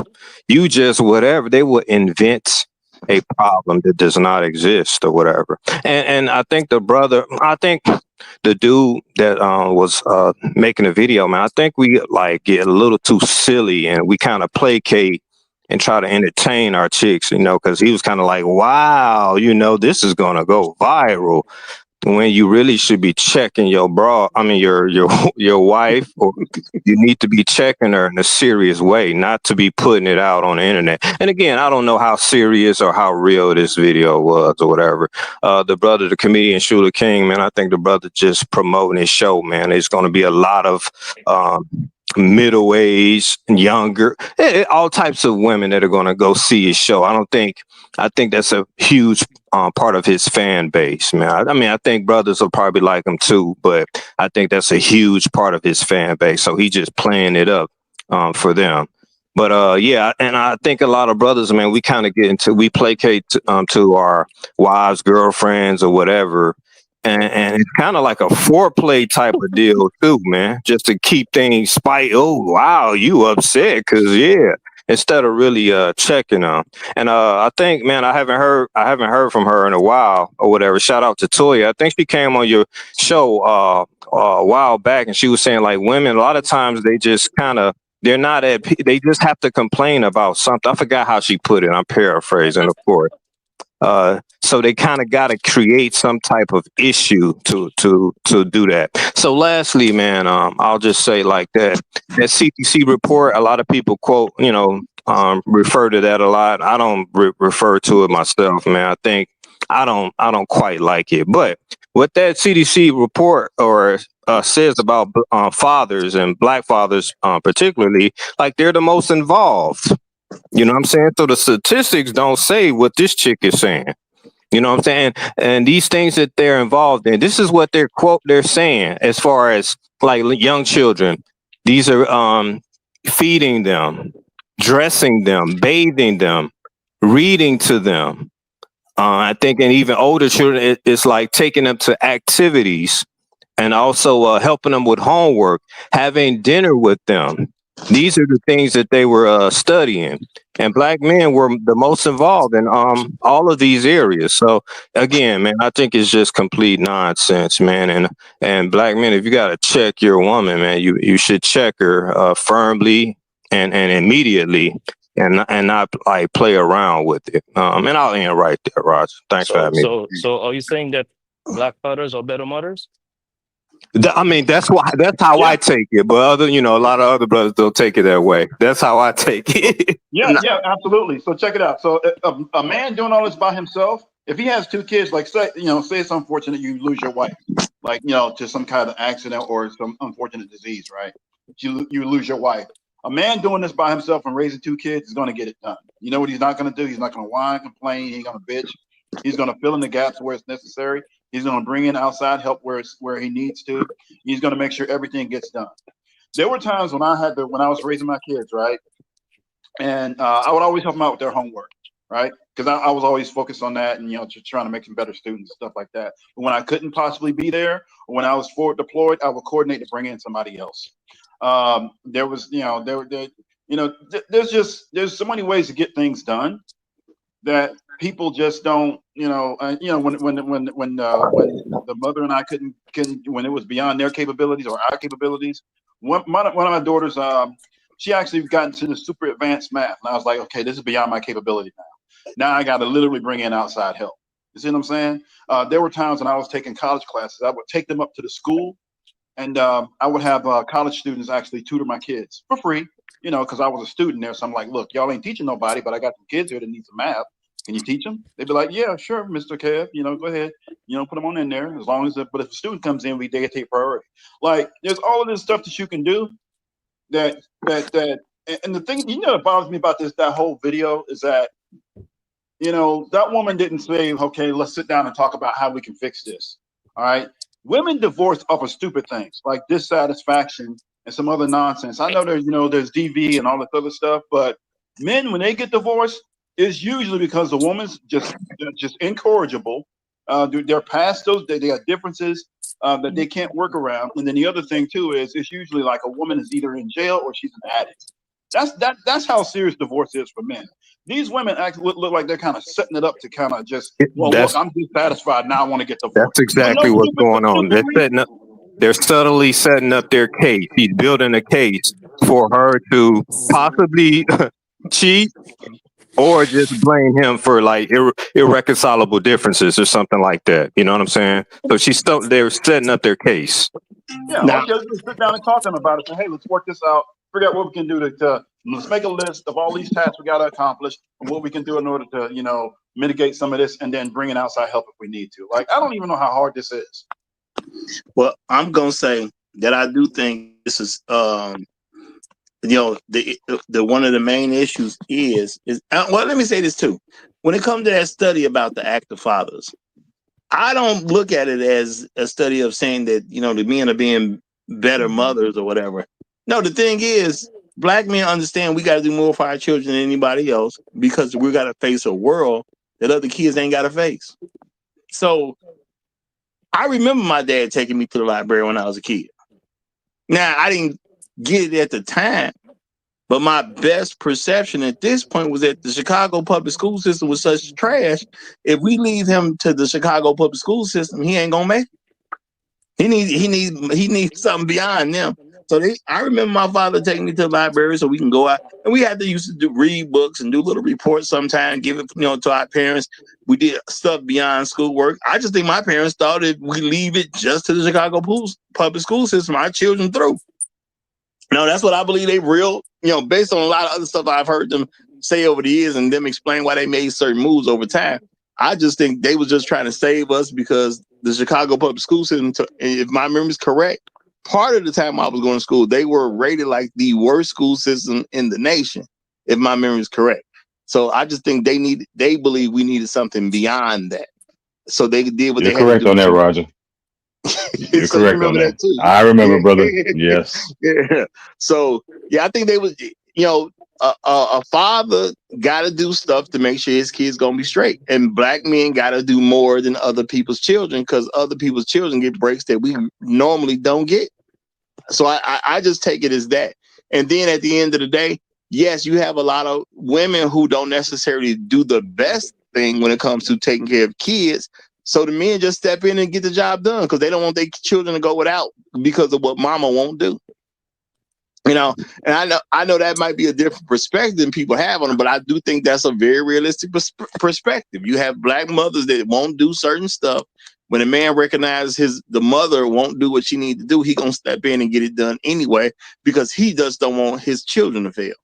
And if you got to do quote unquote her job on top of your job, then so be it, because those are my kids at the end of the day.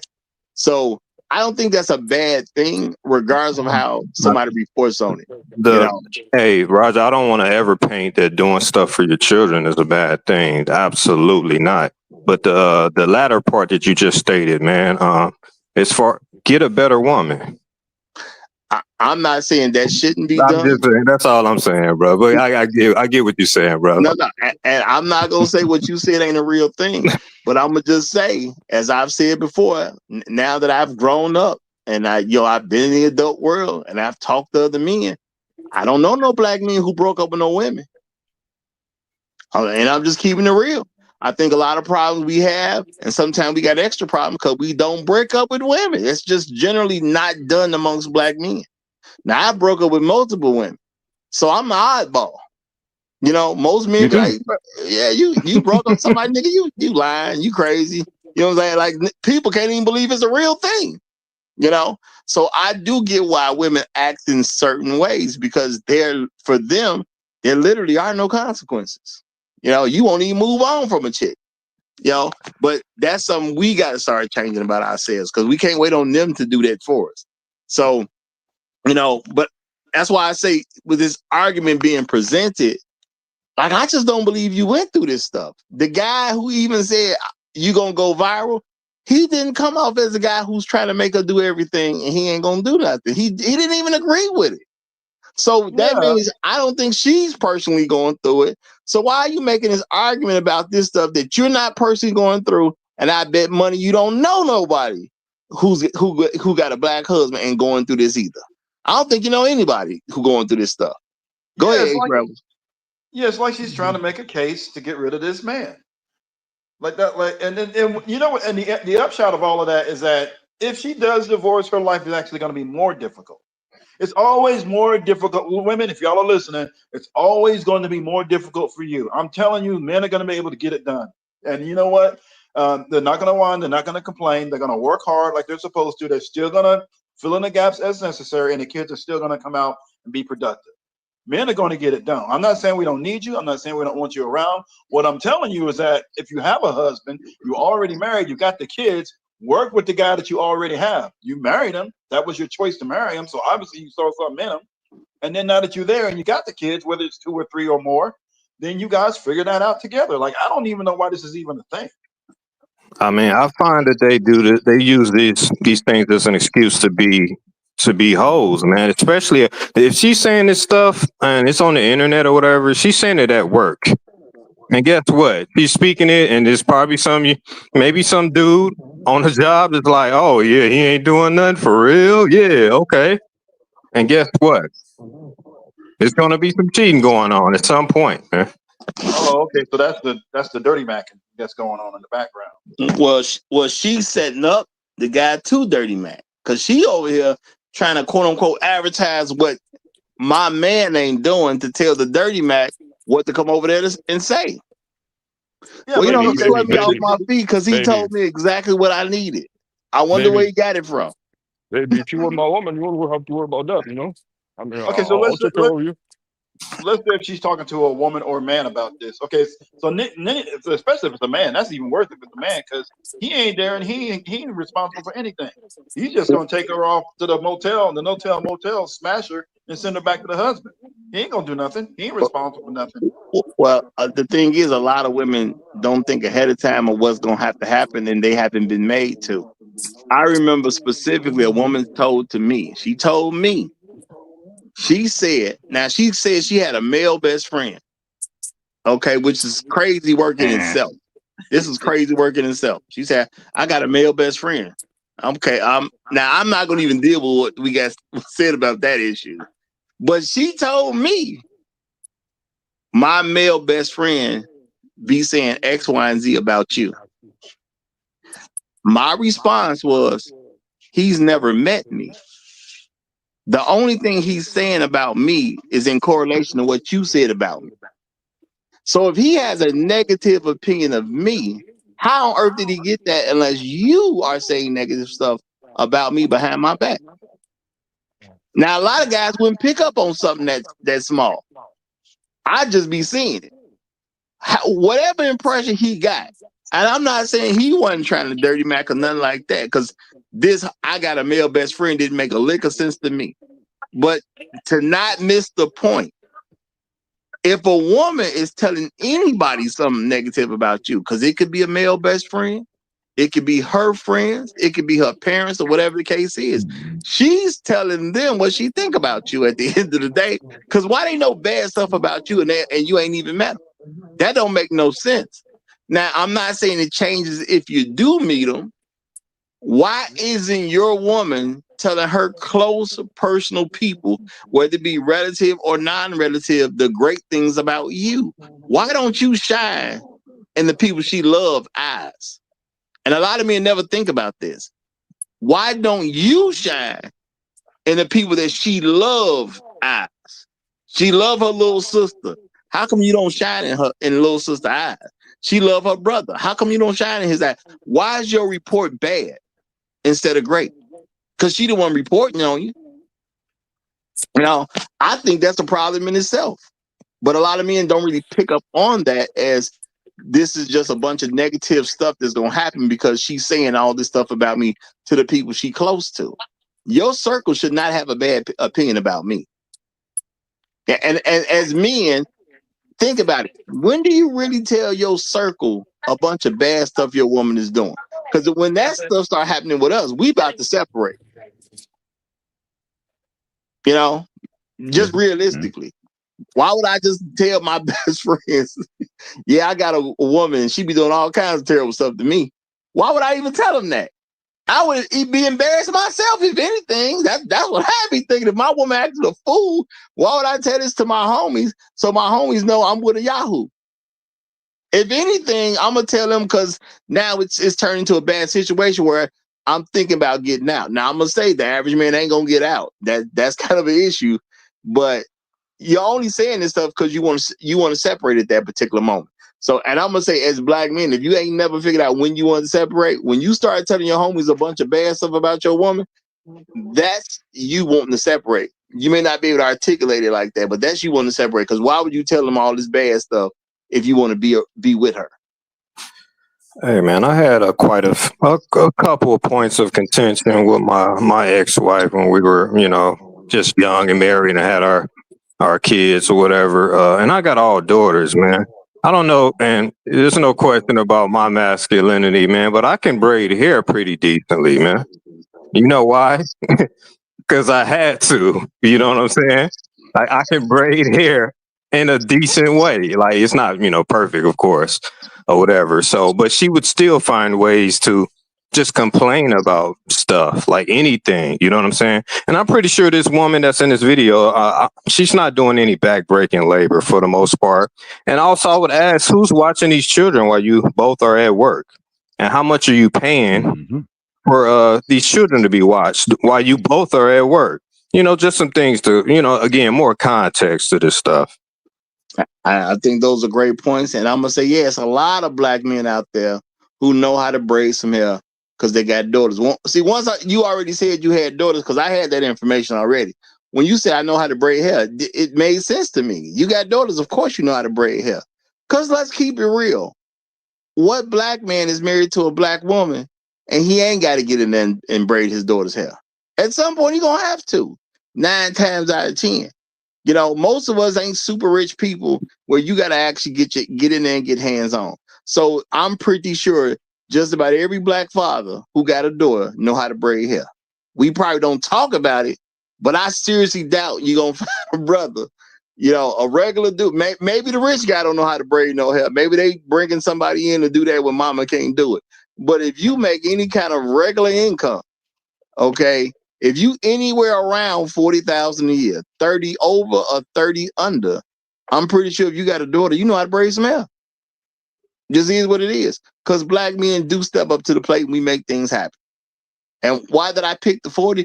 Because in 2023, they said the average income for a person was just under 40,000 a year. It was like $39,900 and some dollars. So if you anywhere in that range, I bet you know how to braid hair.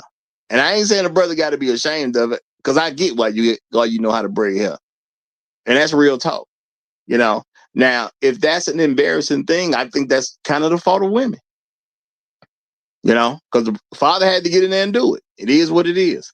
Now, you may not be good enough to go into a shop and start doing customers' hair, but I don't see little girls walking around with bad braids. So I know the brothers is doing okay. I know they're doing okay. So yeah, I do think a lot of this does come from a laziness argument because women want to justify being lazy. Again, I'm not saying her personally. She just could have got caught at a bad moment. We don't know. But even if she's a rather clean person who usually takes care of stuff and be on the ball, you see a lot of sisters who argue stuff for other bad black women, which don't make no sense to me at the end of the day if you're not a bad woman yourself. I don't think good women make arguments for bad women. Because why would they? Now, I could definitely believe a woman thinks she's a good woman, and then she'll make arguments for bad women because she really not. And I think that's something black men need to truly accept. Why would you make that argument if you don't believe in that? Now, get it. I could understand. See, at least a brother, even on these panels or whatnot, you'll have a brother say, okay, well, let me play devil's advocate. And we understand why he gonna say something crazy, But when you in a house between just the two of y'all, how you playing devil's advocate? Just two of y'all. If you argue that's what you own. I just think brothers don't listen sometimes. We don't listen the way we should. I'm gonna say that. We don't listen the way we should. Because to me, she telling me what she about. Now, I ain't gonna say 100% for sure, because like I said, it's just me seeing her one time on the internet, but she is talking to her husband. That's crazy work to talk to your husband like that and tell him, to make this kind of argument to your husband, which I'm pretty sure is doing a whole lot when it comes to them small children. Because I ain't never seen a black man not be involved with small children. I just ain't never seen it. I even seen Pookie do that. Pookie ain't gonna get no job, but he done got some broad pregnant. But as long as he live with her, I see Pookie even get up and do something for the kids.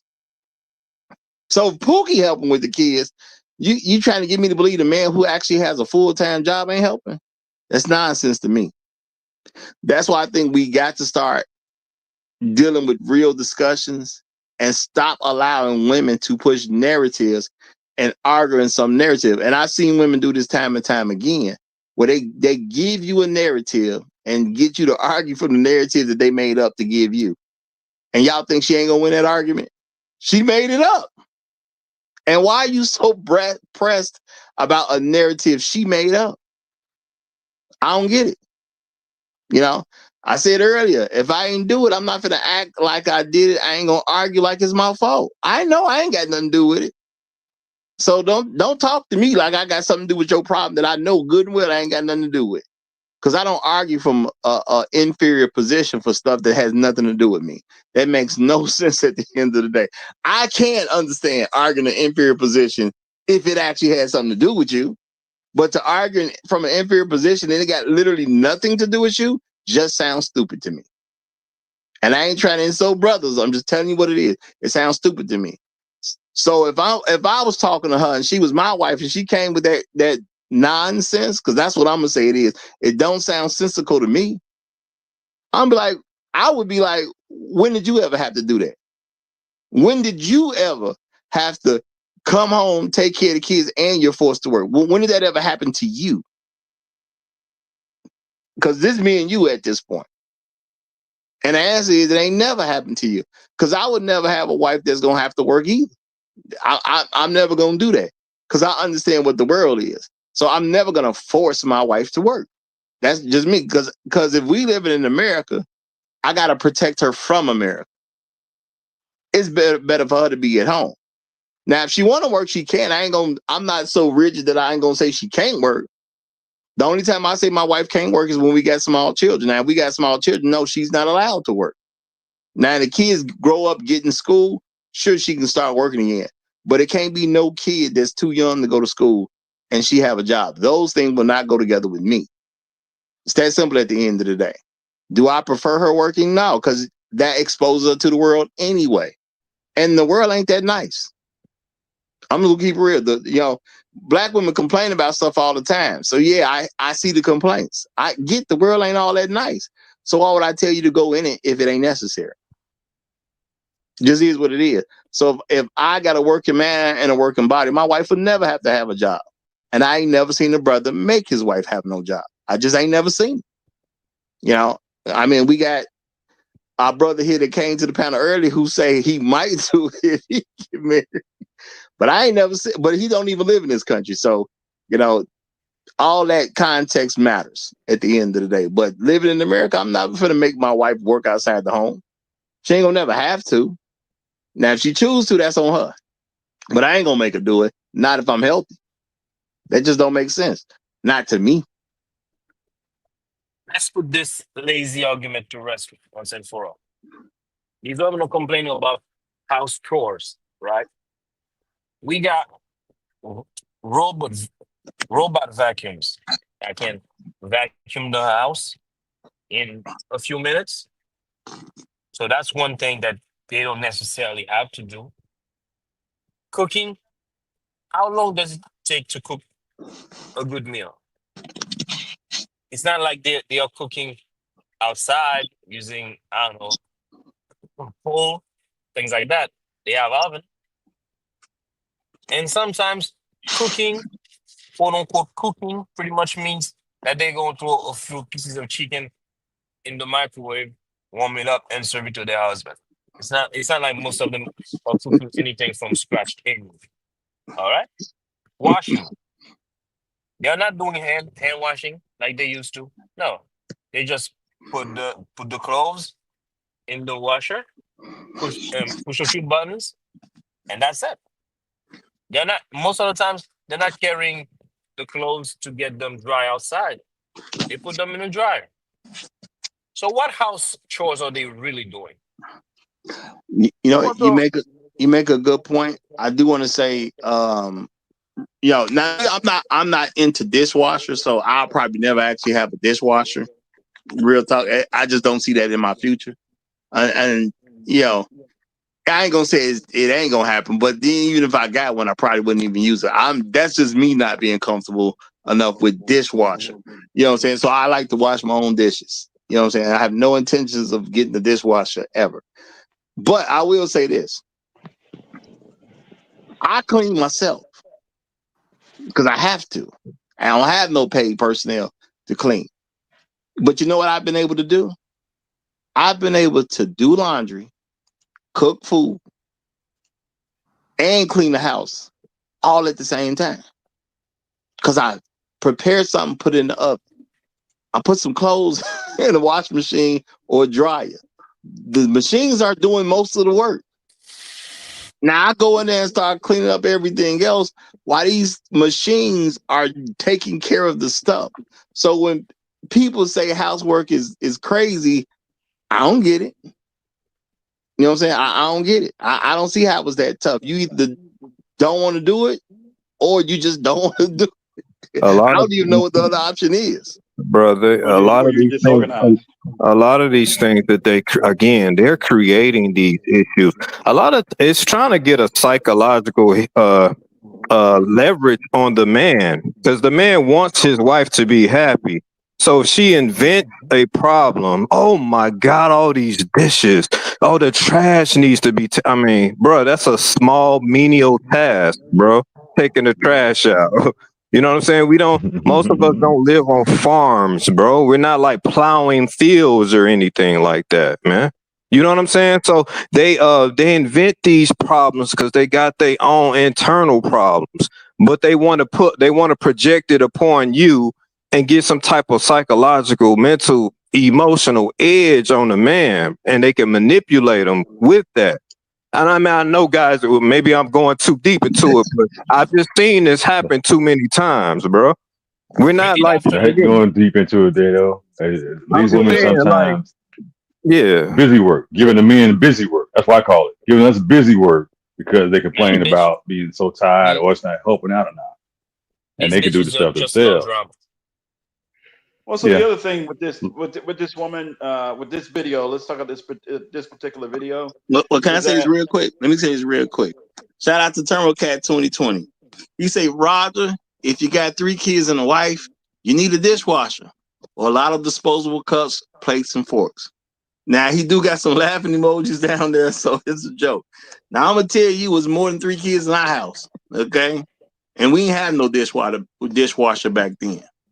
You know, I think that might have been the time when dishwasher was being invented and like really pushed out there to the public like that. You know, because rich people get access to stuff first, but then they get to brown the price of what regular people can buy. We had multiple dishwashers in our house. They was called the children. So it ain't never been an issue. I ain't never operated with a dishwasher, and I'm so used to just washing the dishes at this point, I probably never actually use a dishwasher. I would probably have to be an old guy who can't get around anymore to actually use a dishwasher. Regardless to whether you have a dishwasher or not, you still gonna have to do a certain amount of washing yourself to put it in the dishwasher for it to get completely clean, man. Like that's just how these things work. You still gonna have to wash the dishes. Well, so I just bypassed the whole thing because I don't Yeah. believe in doing it twice. I just gonna do the whole thing, and I got it. You know what I'm saying? If I can't just stick it in and turn it on, then I just handle it myself. That's the way I do with it. But I hope you ain't lost your point, H Rebels. Go ahead, my brother. no, you're right, Roger. You can wash dishes. When I cook, I actually wash dishes as I go. So by the time I get to eating and doing it and clean up, it's very minimal. But yeah. So as it relates to this video, look, she got 2 young kids, right? Why is she working? Why is she even working at all? The husband is working full. I know somebody's working full time, seriously. So it's got to be the husband. You got 2 small kids. You even have to question why she's working at all. Like, what do you need to work for? Just because this is what has to happen, right? You have to be able to, okay, look, we're gonna stay with this. I got a good job, I got a career, I'm moving up in the career. In the next 5 to 7 years, I'll get a couple promotions. So you know what? We're doing good. You know what? You got these small kids. Why don't you just don't work? How about you just not work right now? And you know what? As the kids get older, let's say when the youngest one goes into kindergarten, you can start working part time. And you know what? By the way, while you're here, to kind of give yourself a break, so you can interact with adults also, either online or at school. Take a class a semester, just one college class a semester, whether it's a bachelor's or a master's degree. Just do that, so that way you can have some adult interaction, with somebody outside of me. Like I don't even know why women are making this so hard. Like if you go look at their budget, she probably doesn't even have to work. 2 little kids. All you got to what you have to simply adjust your lifestyle. Are you going to be able to go on that trip to Europe? Probably not. But you can go a few states away for a short vacation to break away for a little bit and then come back and be a family. Like, I don't know why they're making this so hard. It's almost as if there's no bit of sacrifice. There's nothing that can't be worked out or you can look at the overall picture and go, you know what? Let's cut back on this, cut back on this, cut back on this. You don't have to work. You stay home and focus on these kids. And, and by the way, just go ahead and, work on a college degree or something to that effect, towards your bachelor's or master's. Like, I don't even know why this is so hard. Matter of fact, just real quick, I had one guy I worked with, his wife, for almost most of the time that he was in the military, all she did was stay at home, take care of the kids, and get a college degree. He used to call her the most educated housewife in America. She had a master's by the time she actually started working. And she didn't even start working until the last kid was in high school. And that's the only reason it took her that long to start working was that one of the kids had a disability. And that's why she stayed mostly at home. And this guy was in the military. So, he was making pretty good pay, all that other stuff. My thing is that that's how other people can work this out. It's like these women they're not even trying to do it. They're just trying to look for ways to get out of that relationship, reasons to complain when there's no real reason to do it at all. When you can just actually come to some simple resolution just by making cuts here and there and, willing to sacrifice something else in order to get a better outcome. Right? All right. If marriage is so horrible and is a form of slavery for them, why do they always want to get married? Because from when ever since I was a young boy, everything that I've ever heard from housewife was complaints about their husband. I'm talking about guys with stable income, middle class, so-called quote unquote poor guys. All their wives were complaining. And I knew a married woman who had pretty much a fully equipped kitchen with all sorts of devices to complaining about how much her husband wasn't shit. The neighbor who was less fortunate, who had to hand wash all the clothes, she was complaining. I'm thinking to myself, like, if everything is bad, why do they even want to bother marrying us? And also, why do you men want to marry these people like that? Just leave them alone at this point. Nothing is never good enough for them. I know for the women, as I said before, they want to have someone so they can project their internal turmoil onto, man. A lot of times, man, because usually doesn't it's no problem really. Like KFC, like during my time in the military, I've seen like, man, you got like virtual supermen out here that do everything. They're better cooks than their wives. They can clean better than their wives a lot of times. And I just talked about braiding hair, just stuff like that. And they will still find something to complain about.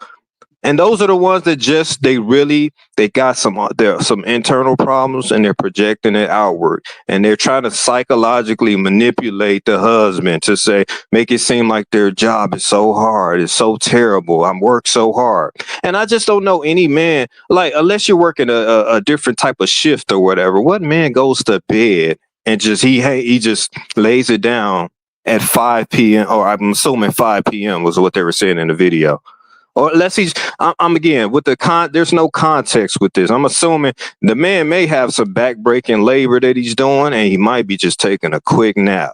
But she would, the narrative she wants to, you're going to bed, you're going to sleep, you're just done for the night. And a lot of this stuff is just silly. Well, let me say shout out to my main man, Kev, of Black Men Being Brutally Honest. He is in the building. Long live the Habitual Line Steppers, my brother. And Jado, I think you're right. Because a lot of these arguments, I think one of the reasons you don't necessarily get context with these type of situations is because the women just don't want context to be there. Because if you know too much, you may figure how stupid that sounds. Because maybe he work a third shift. And he come, because I didn't do a third shift. That's the only shift I work where I just come home and go straight to bed. Yeah, I did that when I worked third shift. But any other shift, no, you don't go to bed as soon as you come home. Even if you work second shift, you do not go to bed as soon as you come home. That is not the average person's experience who works second shift. And you might be doing a 3 to 11.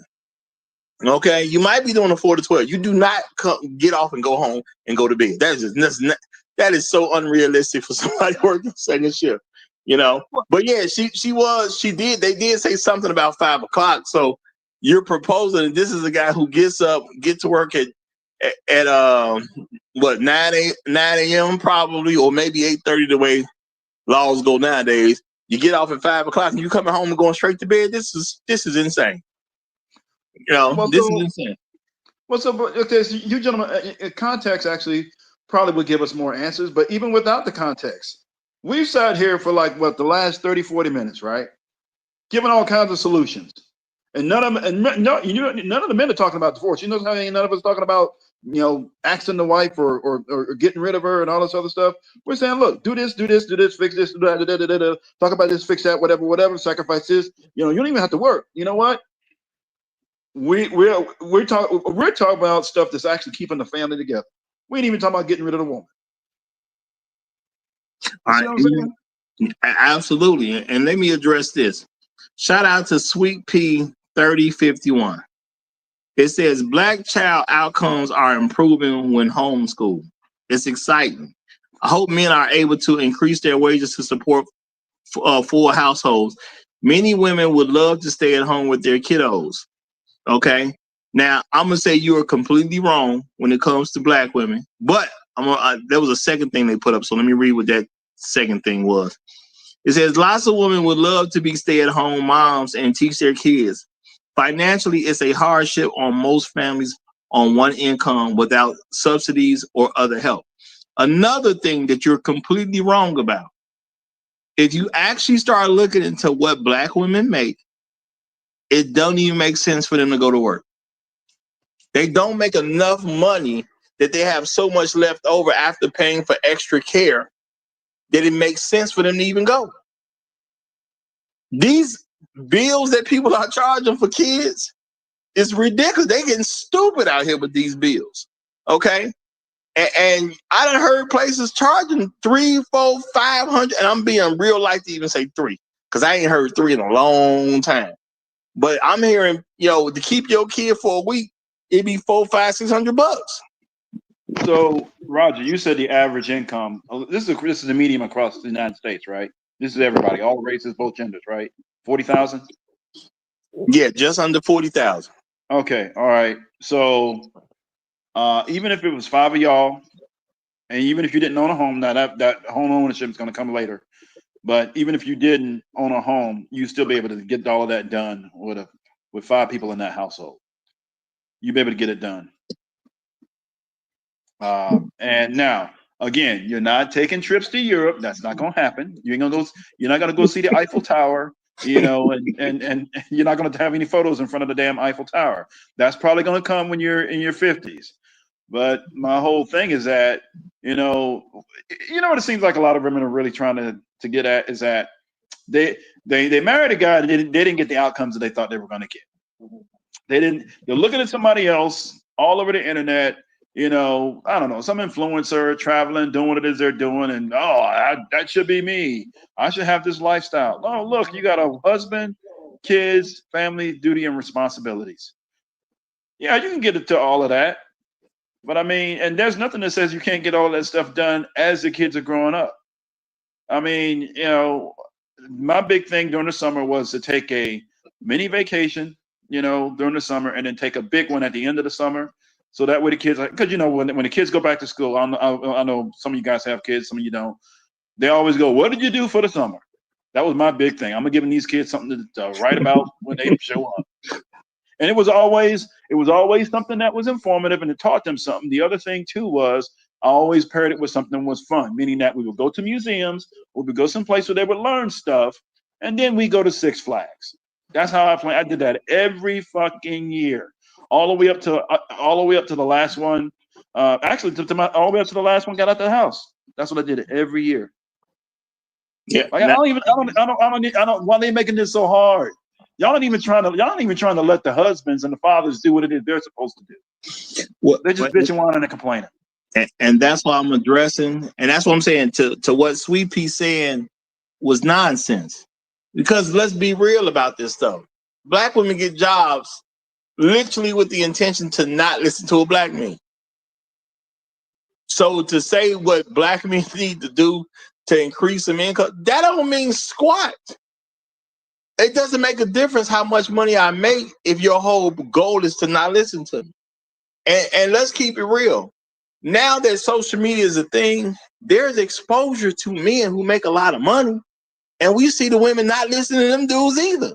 A lot of black men who still be on this dumb path that if I make X amount of dollars, my woman gonna listen. Well, we got multimillionaires out here making money and they ain't listening to them. So I don't know why you think you special that you gonna make 6 figures, she don't listen to you, and she ain't listening to millionaires. You know, it don't even make sense when you actually think about it from a logical place. It just don't make sense. The women are literally working to not listen. So what difference does it make about how much you earn? It don't make none. That's just real. It doesn't make any difference. You know, they get with Pookie have kids and everything cool. And she try to front like everything's fine. Now, why did she get Pookie? Because Pookie ain't working. So she feels she ain't got to listen to him. I'm already out earning this nigga. He's a nobody. Now you get a man who got a job. You get a man who makes far more than her. She ain't listening to that dude either. So guys got to drop this thing about your income got anything to do with it, because it don't. It clearly does not. Good women gonna listen to their husband. Most black women don't have a husband. Do the math. Okay? I'll say it again for the people who didn't catch it. Good women listen to their husband. Most black women ain't got a husband. Do the math. Now, Champ Card for Life done came up, so let this brother get the mic. You got it, Champ. Hey, good morning or good afternoon, wherever you are. Hope you are having a good day today here on this Wednesday. You know, I just want to say, shout out to the black men who are married past 10, 15 years and keeping their marriage as stable as it can be right now, because, in this day and age, women, they're looking for sponsors, not for marriage and everything else. They're just looking for something that, I get married to a man, I'm staying with them, but then in the back of their mind, unfortunately, it seems like they're plotting to file a divorce after 5 years and try to get and extract whatever wealth you have and everything else, Also, too, a lot of these women, the reason why the divorce happens is because some of these women, who might have friends, who are single, never been married, but have children and everything else. They listen to them. They listen to them through social media, whether it be TikTok, Instagram, or on YouTube and everything else. And when once they start listening to them and everything else and put that in their head, the married woman decides, okay, maybe you're right. I'll just go ahead and file for divorce and everything else. I'll give some little reasons. I'm not getting attention and everything else. He's not home with me. Just the lame excuses as to why they want to file a divorce and everything else. So, marriage here in Western society is just jacked up. It is really jacked up here in Western society and everything else, whether you live in the United States, Canada, or in Western Europe and everything else. It is jacked up. It is because of this granocracy movement right now. The feminist movement has really jacked up a lot of marriages in this day and age. I'll land my plane there. Well, as men, you got to decide what you're going to accept and what you're not. Right. Because this nonsensical argument this woman made, if she was my woman, I would have stopped her in her tracks. I wouldn't be talking about you about to go viral. I probably wouldn't be recording it. I know that's something younger people do because they grew up in this social media world. So I try to look at it a little bit different about why they so quick to pull out their phone to put all their business out there. They just don't know no better in some cases. Not for real, but as they grew up where everybody else was doing it, so they think it's intelligent. Even though it's slow to put all your business on social media, that's a very slow thing for you to do as an adult in this country. I understand some stuff, but to put out most of the stuff that should be going on behind closed doors is silly. And it does show a lack of maturity, if you ask me. But people do it. Now, my thing is, if she just gave that nonsense argument to me, my first thing would be, when did you ever have to work? And truth be told, this argument wouldn't came up with me, because if you're talking about small children, you're not even allowed to work. I'm never going to let a woman work when we got small kids. If I got a healthy mind and a healthy body, there's no reason for you to have anybody's job and our children are small. Why would I want somebody else to mother my children, but I picked you to have them? That literally makes no sense to me. If somebody else needs to raise my child, I should have sex with her. Point blank, period. That should be the one I'm rewarding. Not some lady down the street or around the corner, or I got to get in the car and drive 5 minutes away so somebody else can raise my child. They might as well get the dick too. She might as well get an invite into the home too. She might as well get on the insurance too. If she mothering my children, what I needed you there for? And I'm just keeping it real on that note. And again, the average woman don't make enough money to even make it make sense of why somebody else is doing it instead of her. Especially with these prices I keep hearing. Every time I hear about these childcare prices, these things going up and up and up and up. These childcare people getting a lick off people. You know, why they got to be rich instead of you? It don't make sense to me. But yeah, if a woman got to do all that for my children, I need to be with her. And that's just real talk. Now, that may make a woman feel some type of way, but I'm trying to do what makes sense. If she gonna make sure my kid learns something, if she gonna take care of my kid when my kid gets something spilled on them, if she's gonna teach my children how to have proper social skills, if she gonna teach my children the beginnings of how to read and write and all this other stuff, if she doing all that, I need her. What I got the woman that want to go to work for? I don't care what your job is. You can say whatever job you want to say. It ain't gonna make no. You can tell me she an astronaut. If the astronaut ain't mothering my child, and there's some quote unquote uneducated woman that is, I need to be with that uneducated woman, because that would make sense to me. I'm gonna get with the woman that actually loves my child, because it do take some form of love to do all that stuff if people are providing proper daycare. They love them kids, the folks who are doing it right. Now, I know some daycares out there that's questionable, but the ones who are doing it right, they love them kids. So if she wouldn't have loved my child and you rather go to work, I think I need to swap women. That's real talk.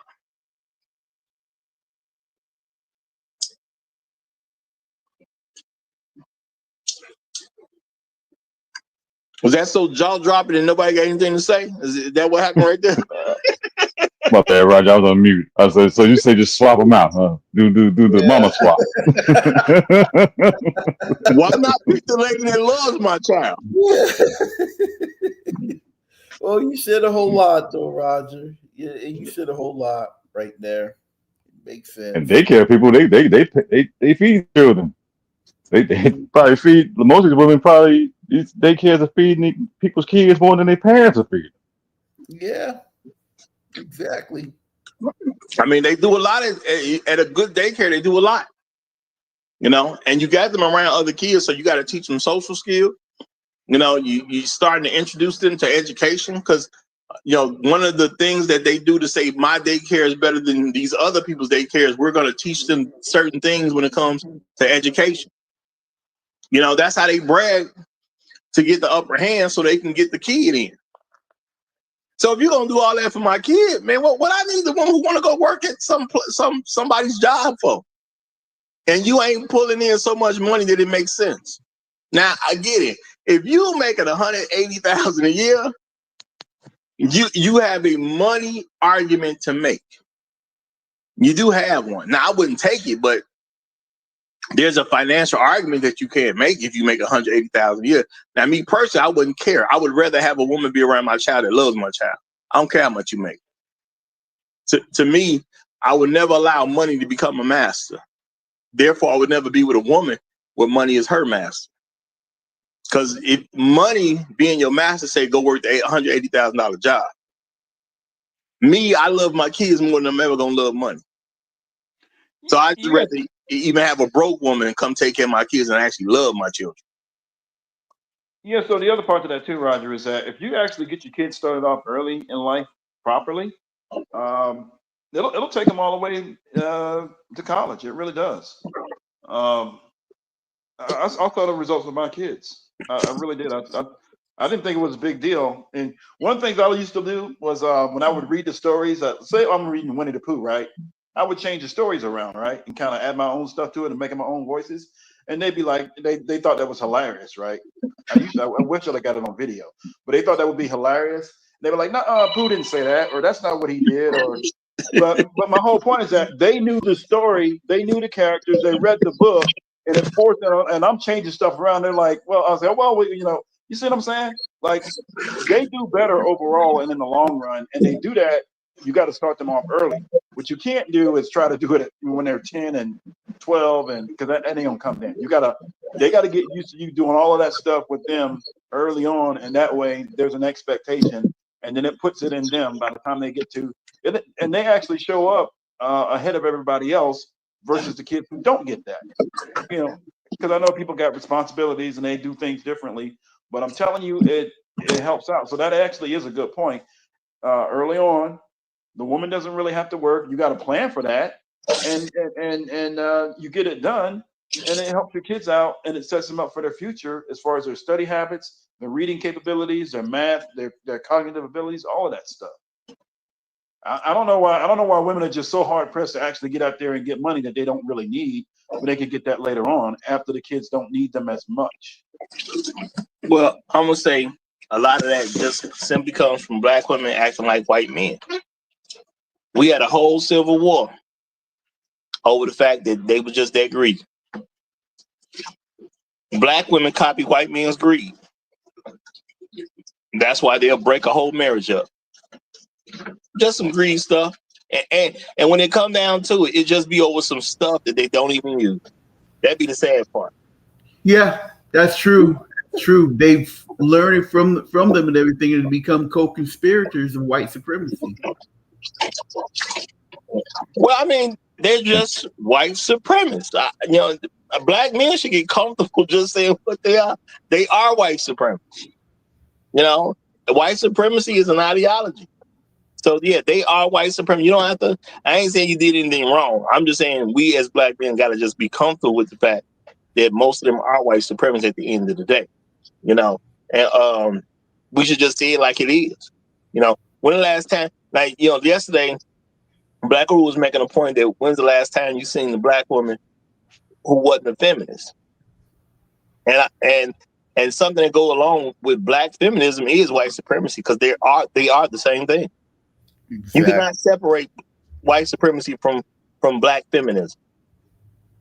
Right. They do go together. Yeah, because feminism was started by white women and everything else. When I'm not gonna say it's about who started it because it's about what the ideology is. And part of the ideology of feminism is black families should not be led by black men. And black women agree with that very much. Let's just keep that real. When people start messing with that organization, not the actual movement, but the organization Black Lives Matter, I bet the black women found out quickly that organization did not support a black man being the head of his own family. I'm pretty sure that's why a lot of them was rocking with. That was by the way, they took that down because a lot of complaints came from black men about that. That was one of the first things I saw when I went to their website, and I was like, well, I can't rock with this movement because they're sitting here talking about they're trying to come up with alternate families. What the hell is an alternate family? It doesn't necessarily mean nuclear. No. They did everything about that organization had nothing to do with men. Anything and everything was about excluding black men, excluding the men. There were black men complaining when they actually tried to contribute in a positive way to that organization. I remember that. I literally remember, hearing black men complain in writing and on TV about it. They were bitching about it. Well, I know I said something about it. Because And I besides, Black Lives Matter, was well, financed, from other progressive and liberal wing of the Democratic Party. I mean, no, Many I of don't think that was a party issue. I think pretty much both parties supported it. That's my memory of it. But my no, not thing the is, Republicans, but my thing is, it don't make no difference because both parties is racist, and they, so I don't differentiate between two racist parties anyway. And I'm gonna say the reason I didn't give to Black Lives Matter because I literally sat down. I was about to send them some money, and I went to the website, read what they had on the website, and right there, very early at the beginning, and they did change it later when the word started getting out. They literally said this organization is to make sure that families are not headed by straight black men. They literally said that. They didn't phrase it that way, but that's literally what they said.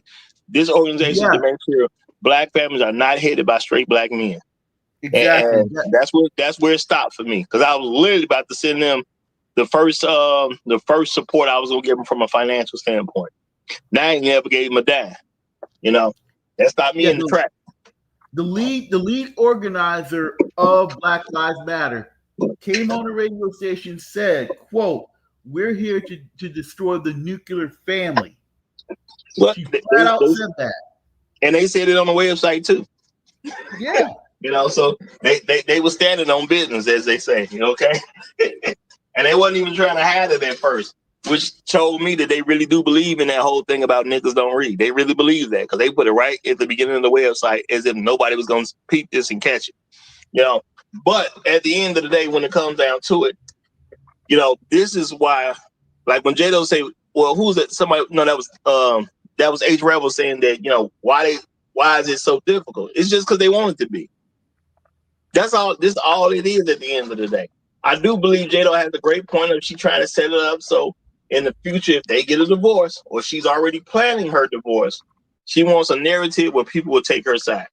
So if you're going to put this on social media, let me say something that might help get people on my side because I need to be a victim in some kind of way. Now, I'm not saying black women are real victims in any way, but they do like to tell stories as if they were a victim. I hear black women trying to get you to believe they're victims and all kind of stuff that they volunteered for. This guy took advantage of me because he overcharged me for a car that I agreed to pay for. Oh, okay.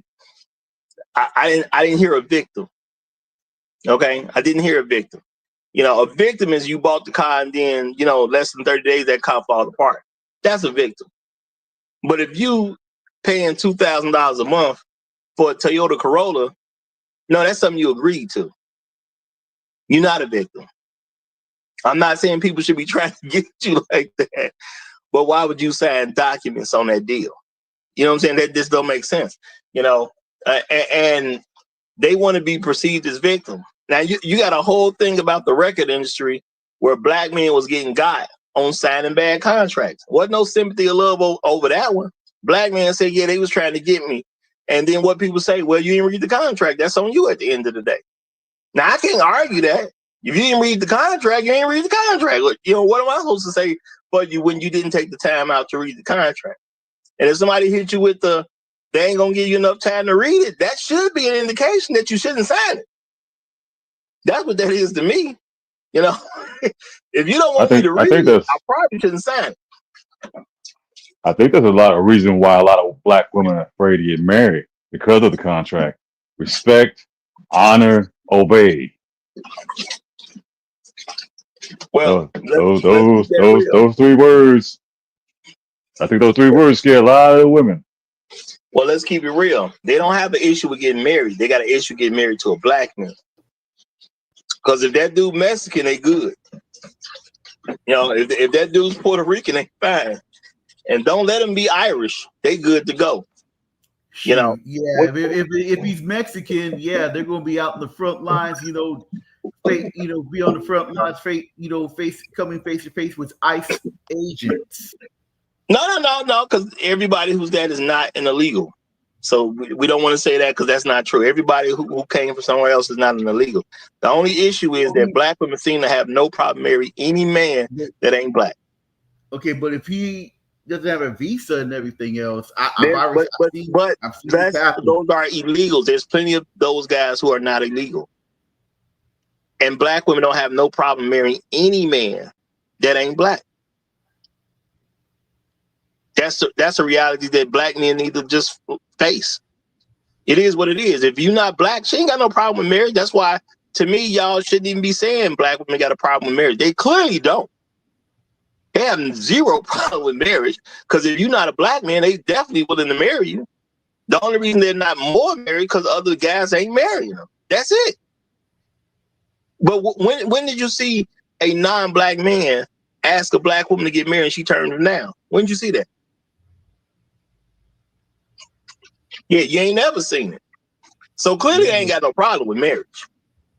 You know, we say certain stuff and we do certain stuff because we're not thinking about it in any kind of real way, or we just got an ego that don't want us to come to the obvious conclusion that it is. Okay? We don't want to come to an obvious conclusion. The obvious conclusion is they have an issue being married to a black man because they don't want to ever be seen in a way that black man is their authority. That I've never seen black women have a problem with marriage. Not one. Not on social media, not on television, not in person, not in a different dimension. I ain't never seen one black woman have a problem with marriage. Even the ones that say they got a problem with marriage. As soon as you give them somebody other than a black man to marry, the marriage is not a problem anymore. Now, my ego would say, well, they obviously got a problem with marriage. My reality say they don't. You know, so, and I'm only stressing this because, as y'all know, I like to make sure, I do the best I can to make sure we're not pushing false narratives. It's a false narrative to believe that black women have a problem with marriage. This got a problem with you being their head. And if they're married to you and they're a wife, they understand there's a certain thing that goes along with that, a certain expectation because you're his wife. So they just don't want you as a black man to be in that position. You get him anybody else to marry, they good. You ain't never seen no black woman turn down any man who wasn't black from any marriage proposal. Now, think how bold that statement is. I'm saying this, and I don't know who you been around, who you done met, anything like that. Ain't none of y'all ever seen a black woman turn down a marriage proposal by a non-black man. You ain't never seen it. Let's be real. You know, now maybe if they don't live in America, maybe it happened. I kind of doubt that too. You know, but you know, there's different contexts in other countries. And shout out to all my people listening around the world. You know, but I do even think the people who listen from around the world listen to this channel because it's very similar where they are. You know, and we ain't seen no black woman turn down a marriage proposal from any non-black man. I don't care what his job was. I don't care if he didn't have a job at all. You know, it was a big whoop about some lady being the bachelorette, and didn't she marry some dude who didn't make no money, didn't make money nowhere close to her, or didn't have a job at all? He didn't make the kind of money that she was making and everything else, and they were only married for 4 years. No. That part don't matter. She didn't say no. He didn't have to be at her level or above financially. He just wasn't a black guy. So therefore the answer was yes. Yeah. See, all that stuff they tell us we got to do, it don't never count when the guy ain't black. That's called being a liar. I know a lot of black men ain't picked up on that, or we may not be comfortable with that, but they just be lying. You know? And I think this also shows that we're afraid of black women because we're afraid to tell the truth about it. From a mental standpoint, we have a block that we just won't be honest about who they actually are. You know? But I get it because we've been socialized to be afraid. You know, so I ain't tripping about it. I know we've been socialized to be afraid. I'm trying to get us to recognize that we have been socialized to be afraid so we can be honest about them. So therefore we make better choices. You know, so all this talking about you working and coming home at 5 o'clock, going to sleep. What black men get to do that? That's very few and far between if he just can do that. Because most brothers got plenty to do when they get home. I got a lot of aunties and uncles. I don't know nobody who came home and went to bed. And that's real talk. My father didn't do it. None of my uncles did it. My scoutmaster didn't do it. You know, the other men that my father took me around didn't do it. The guys at church didn't do it. I've been around a good amount of black men, you know, and I'm just talking personal. You know what I'm saying? I'm not talking to nobody on social media or anything like that. Just personally, I don't know no guys who do it.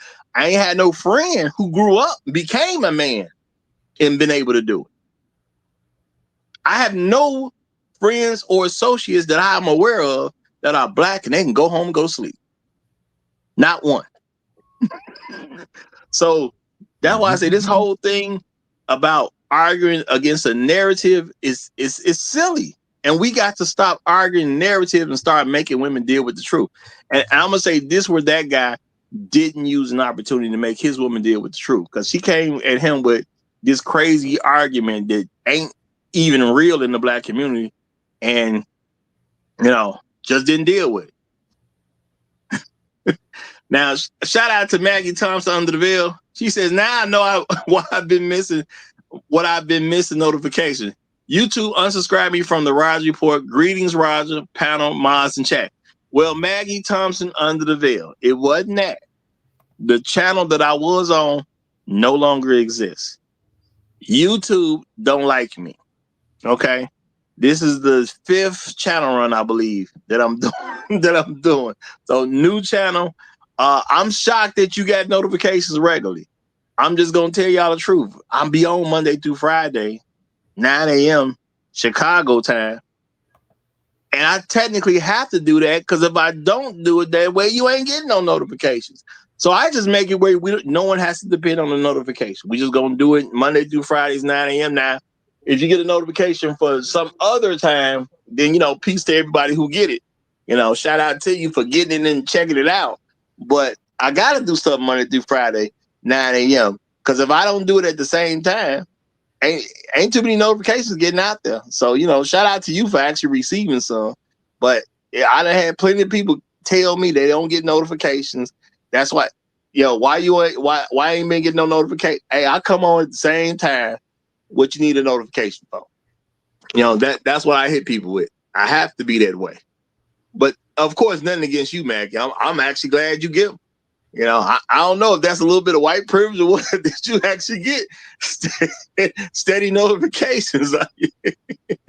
I'm glad to hear that, though. I'm glad to hear that you actually get notifications. So hopefully, when you subscribe to this channel, you'll get some notifications from here on out. Hopefully that actually happens. You know, I'm definitely glad to have you here. So welcome back. Okay, welcome. Welcome back.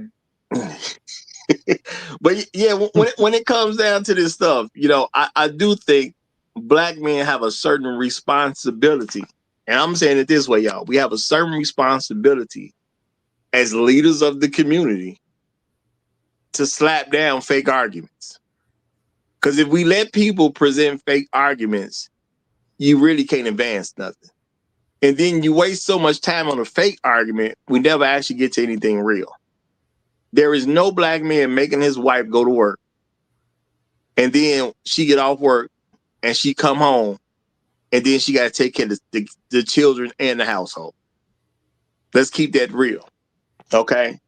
A lot of black women who have a job, when you look at the extra money the couple spends on child care, and then since it was brought up, any extra cleaning services, most of them, it don't even make sense to pay the other people to do the stuff because the woman is not making enough money where it could actually justify a profit. Now, I get doing it if you're making a profit. Not saying I would do it, but yeah, if you're making $160,000 a year, I get why you're dropping $400 a week for child care.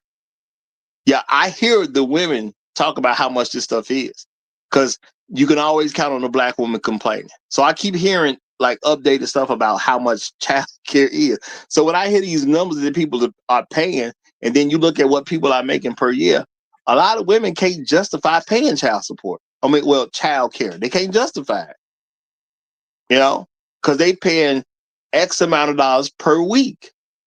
And you know, there's, you know, black women who run into issues, you know, who, because they didn't get their child care paid for. And there's like, their kid got to be home for a week. So now we got to do everything different. We got to make this huge adjustment because I didn't get the bill paid. You know, or I can't put my kid back in child support for 3 days because I'm waiting on my check.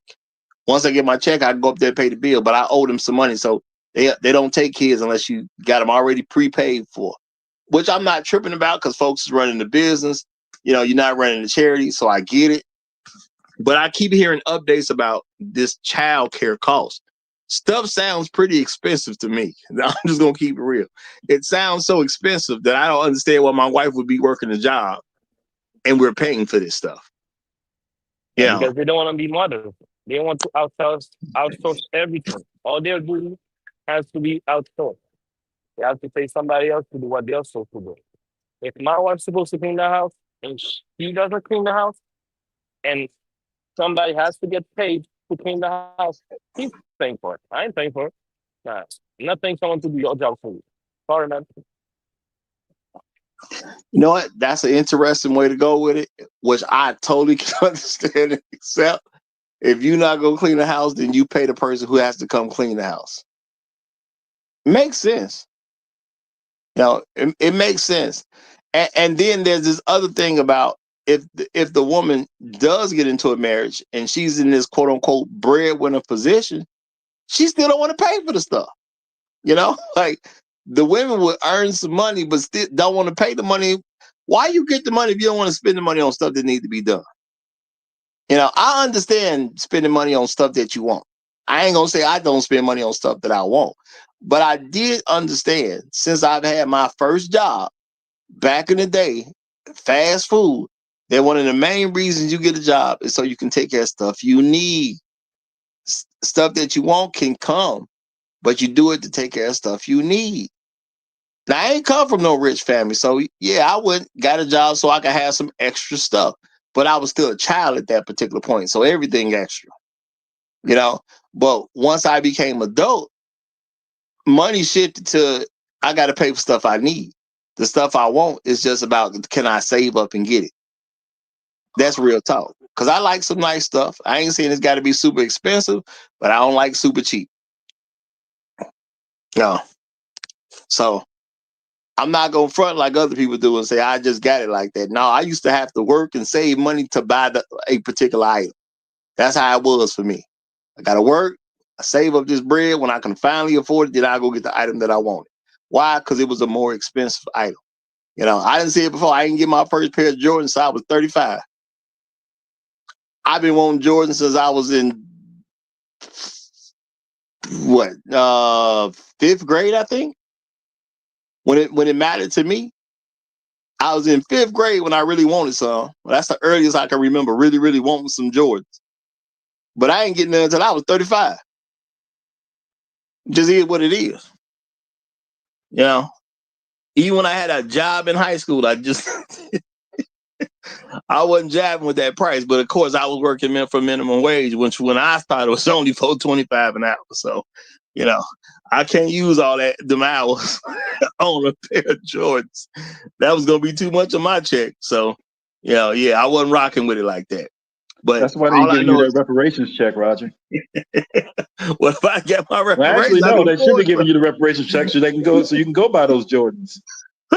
yeah, and I'm not saying this is having any issue with Jordans because I don't think black people should ever talk against Jordans. You can talk against Nike, you can talk against Adidas, but why talk against Jordans? I don't get that.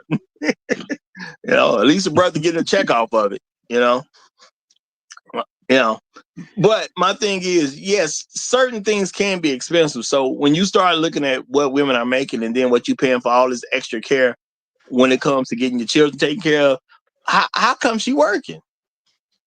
You spending extra gas money just to get her to the job, more wear and tear on the vehicles. Even if you argue that, you know, she take a train or a bus. Yeah, and let's keep it real. Since I've been young, every time I see a couple, even young couples, where somebody got to go to work if both of them people work, unless the guy has a job that's like super far away, she always get the car. You know, so if you ain't making enough money to support all this extra stuff you got to do when you have a child, why are you working anyway? Because if you wasn't working, you don't have to pay for all the extra clothes that you got to buy to go to work. You ain't got to spend all that extra gas money. You don't have to repair the car as much because it ain't like we buy new cars when we first get out into the world. I mean, unless y'all just bought them like that, but the average person ain't starting off with brand new cars. That ain't what we doing. Because I can keep it real. I know black people ain't got money like that. Check. Hopefully, as a collective, we'll be there one day. But the average black person I know did not buy a brand new car when they was 19, 20, 21. You know, that wasn't happening. So I ain't see that. So we had to actually repair cars. You know, buy new engines and all that type of stuff. Trying to get a trans so your car keep going. Or having to sit and wait to buy another car because the car you bought that only lasted 6 months done went out. You know what I'm saying? So that's what I know people was doing. So why do all that hand-me-down stuff? car too. Say it again. That family hand-me-down. You got that family hand-me-down car that's already been in the family for about 20 years. Why they go get another one, and that one's gonna be used. So you got 2 used cars in the household. Exactly. That's how you learn how to do stuff on your own car. Learn how to change your own brakes. Learn how to do your own oil. Learn how to change filters and all that. That's how you learn on that hand-me-down car. To show you to teach you responsibility and the respect of if you do get a new car. When you do get a new car, you're gonna know how to take care of the minor stuff and don't have to come out of pocket for a lot of stuff. And you respect it because you earned it. And I ain't never met one brother who didn't have the wife. If they had 2 cars, the wife was always driving the nicer car. Yep. I ain't never seen it where a black man was driving the nicer car. Yep. You know, that's just not a realistic expectation. So now, even if the nicer car is a piece of trash, she gonna take the piece of trash to work and you on the bus. You know what I'm saying? That's the way it work out. You got to be able to get 2 pieces of trash to get off the bus yourself. So I don't see why they paying all this money for this childcare stuff, and then you got to pay extra money for insurances, gas, and all this extra stuff that come along with having a job. Because having a job ain't free. You got people spending money at lunch every day to eat while they at work. You know what I'm saying? Okay, so now you got even extra expenses because folks don't want to make no lunch and take it to work. It don't add up to me.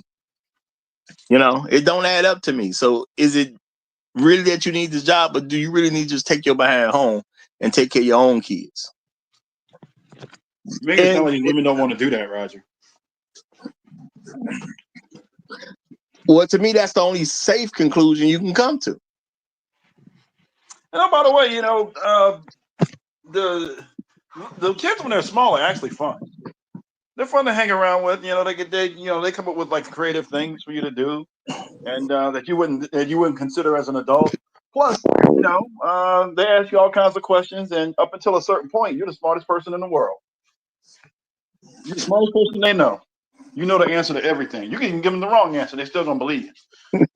Now you go, but you be like, "Oh, well, wait a minute, yeah." So when I told you earlier about that little thing about the how about photosynthesis, let me. I went and I want to make a correction. I just have to do that, right? Well, you are making a great point because I remember going to the park with my dad, and he was this amazing basketball player when I was a little kid. Okay. Now, what did I discover as I got older? My father didn't know how to play no basketball. He was a football player. but as a little kid, he was the greatest thing smoking on the basketball court. And the bestest person they know up until they figure out that you ain't. So I mean, you make a good point. I don't think hanging out with little kids is all that rough. No, I'm gonna say that. I don't think the women enjoy it as much as they should, which is why the little kids be looking for daddy to come home. They don't enjoy it like they should. But my father seemed like the greatest basketball player ever when I was a little boy. Just for me to find out later that he was a football player and didn't even play basketball. So look, women don't get mad, but fathers are the fun parents. That's why they always want to go. That's why it's always wait till daddy gets home so we can play that little game or whatever it is we do. Because we're gonna make it fun. It don't matter. It could be almost nothing, but we're gonna make it fun. Like I don't know why they. I guess it's because a part of it has to do with with the breastfeeding, and then the look, even with all the stuff that you got to do with the little kids, I got smart, man. I just take them out. I used to take them outside to eat and run them around and take lunch with me and all this other stuff. I'm like, I'm not cleaning all this stuff up. Here we're gonna eat outside. It's a nice day out. Let's go. Run them around, run them ragged.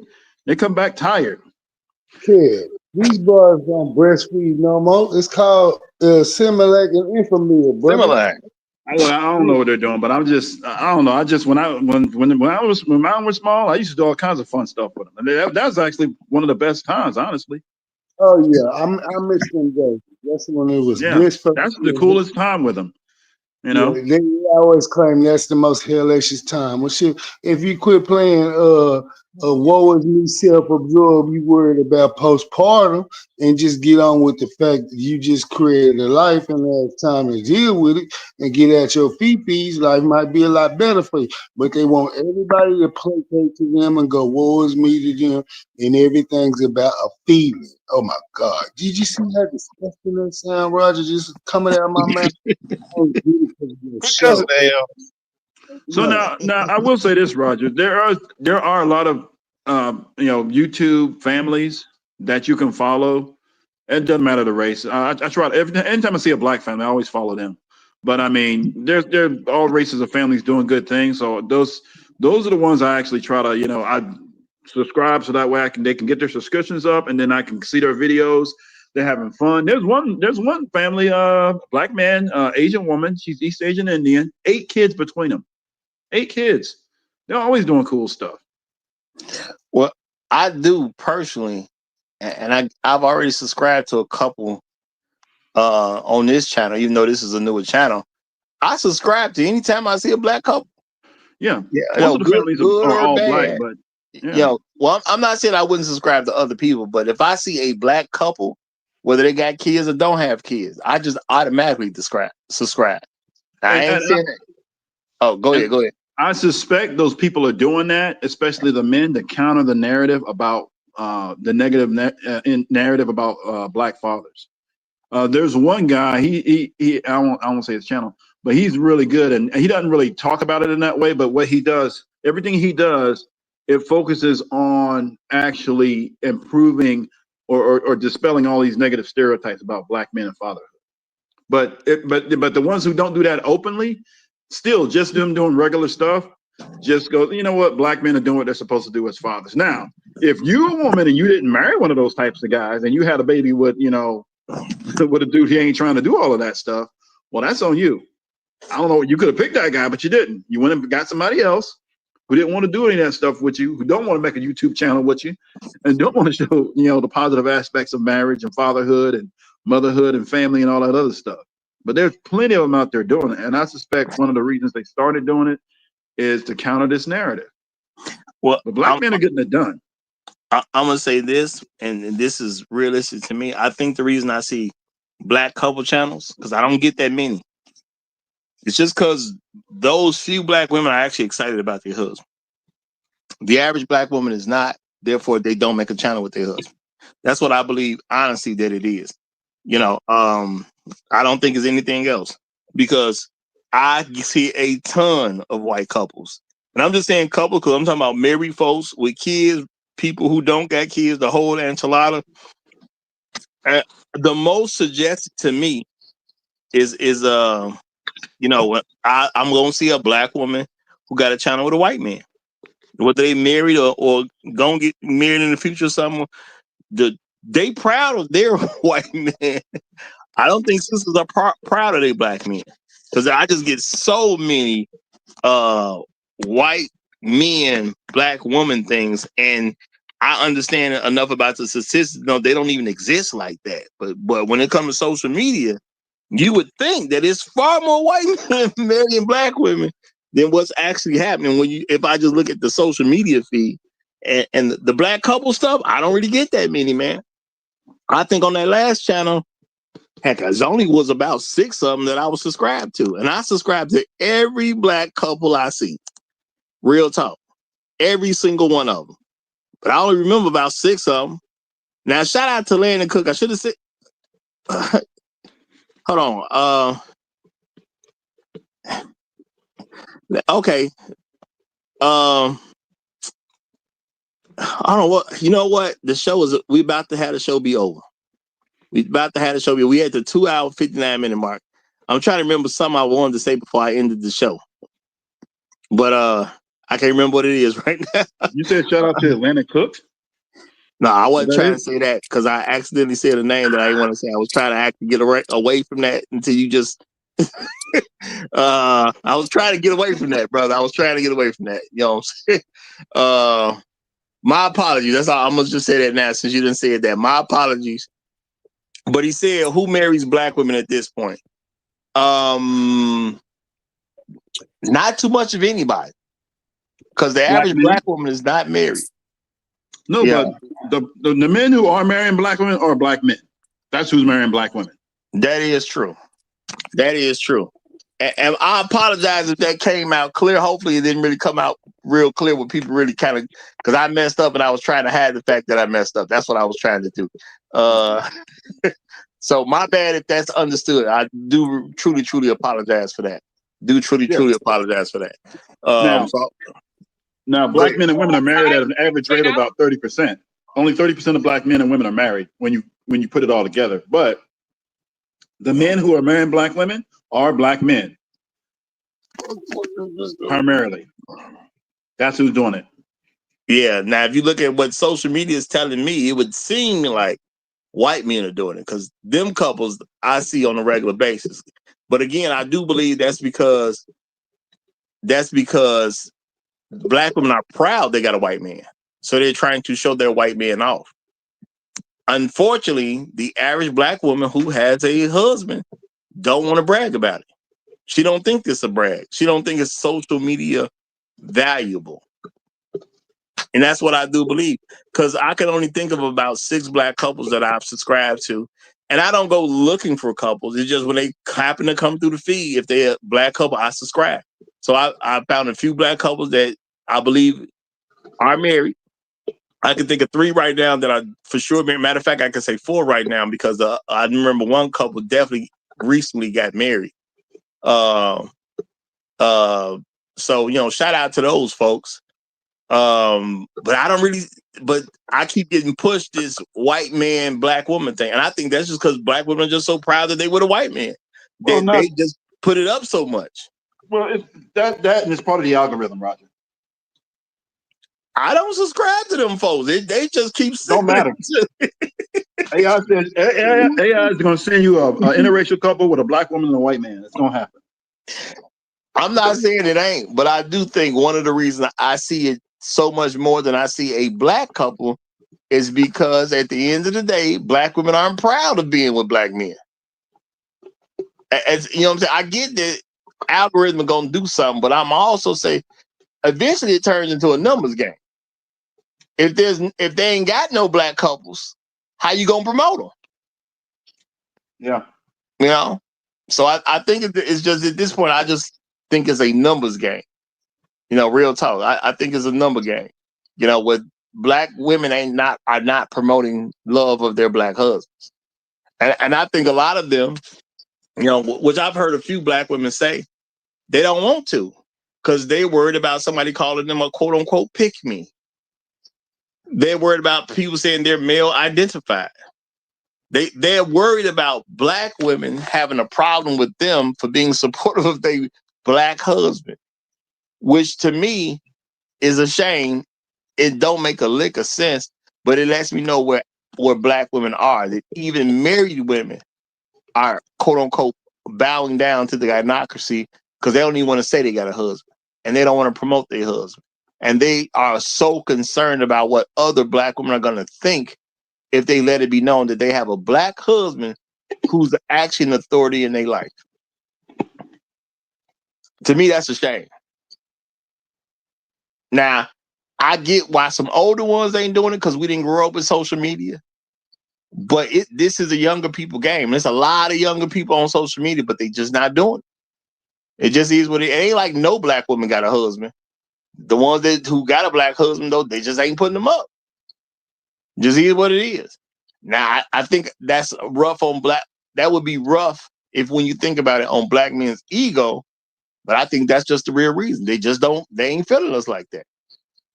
Cause not saying they ain't feeling you as a person. They don't want you. They don't want other people to know that you're an authority in their life. Repeat what you just said, Floyd.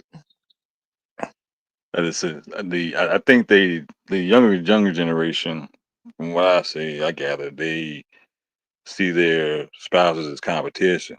Who get the most followers? Who's making the most impact? Oh, I don't want to. The insecurities come in with a lot of these young chicks too, where they don't want to feel like my husband getting all these DMs, who DM he's responding to, and vice versa. They don't the value of their marriage. They don't have an understanding of what the value is, because examples may not have been there for a lot of them to show what a stable, functional, productive marriage is supposed to be about. A lot of these kids just marry the other person because one, I don't want nobody else to get him, or that's my baby daddy. I don't want him to have no more babies. I want him to have all his babies, and that's it. Yeah, it's a crazy wide world out there, y'all. It's a crazy world out there, And my thing is, if you proud of your husband, show him off like you would anybody else,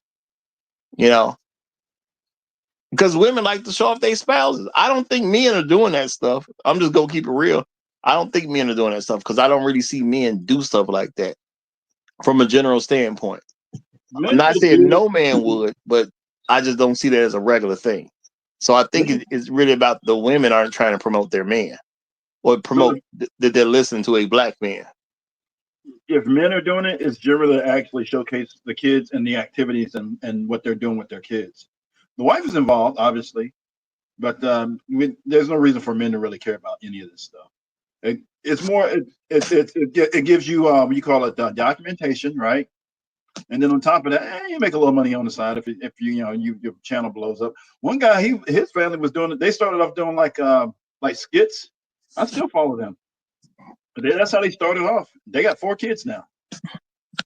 They started off with that. When I first found them, they had 3, but they got the last kid that they weren't really expecting, and the kid just popped up, and now they got another one.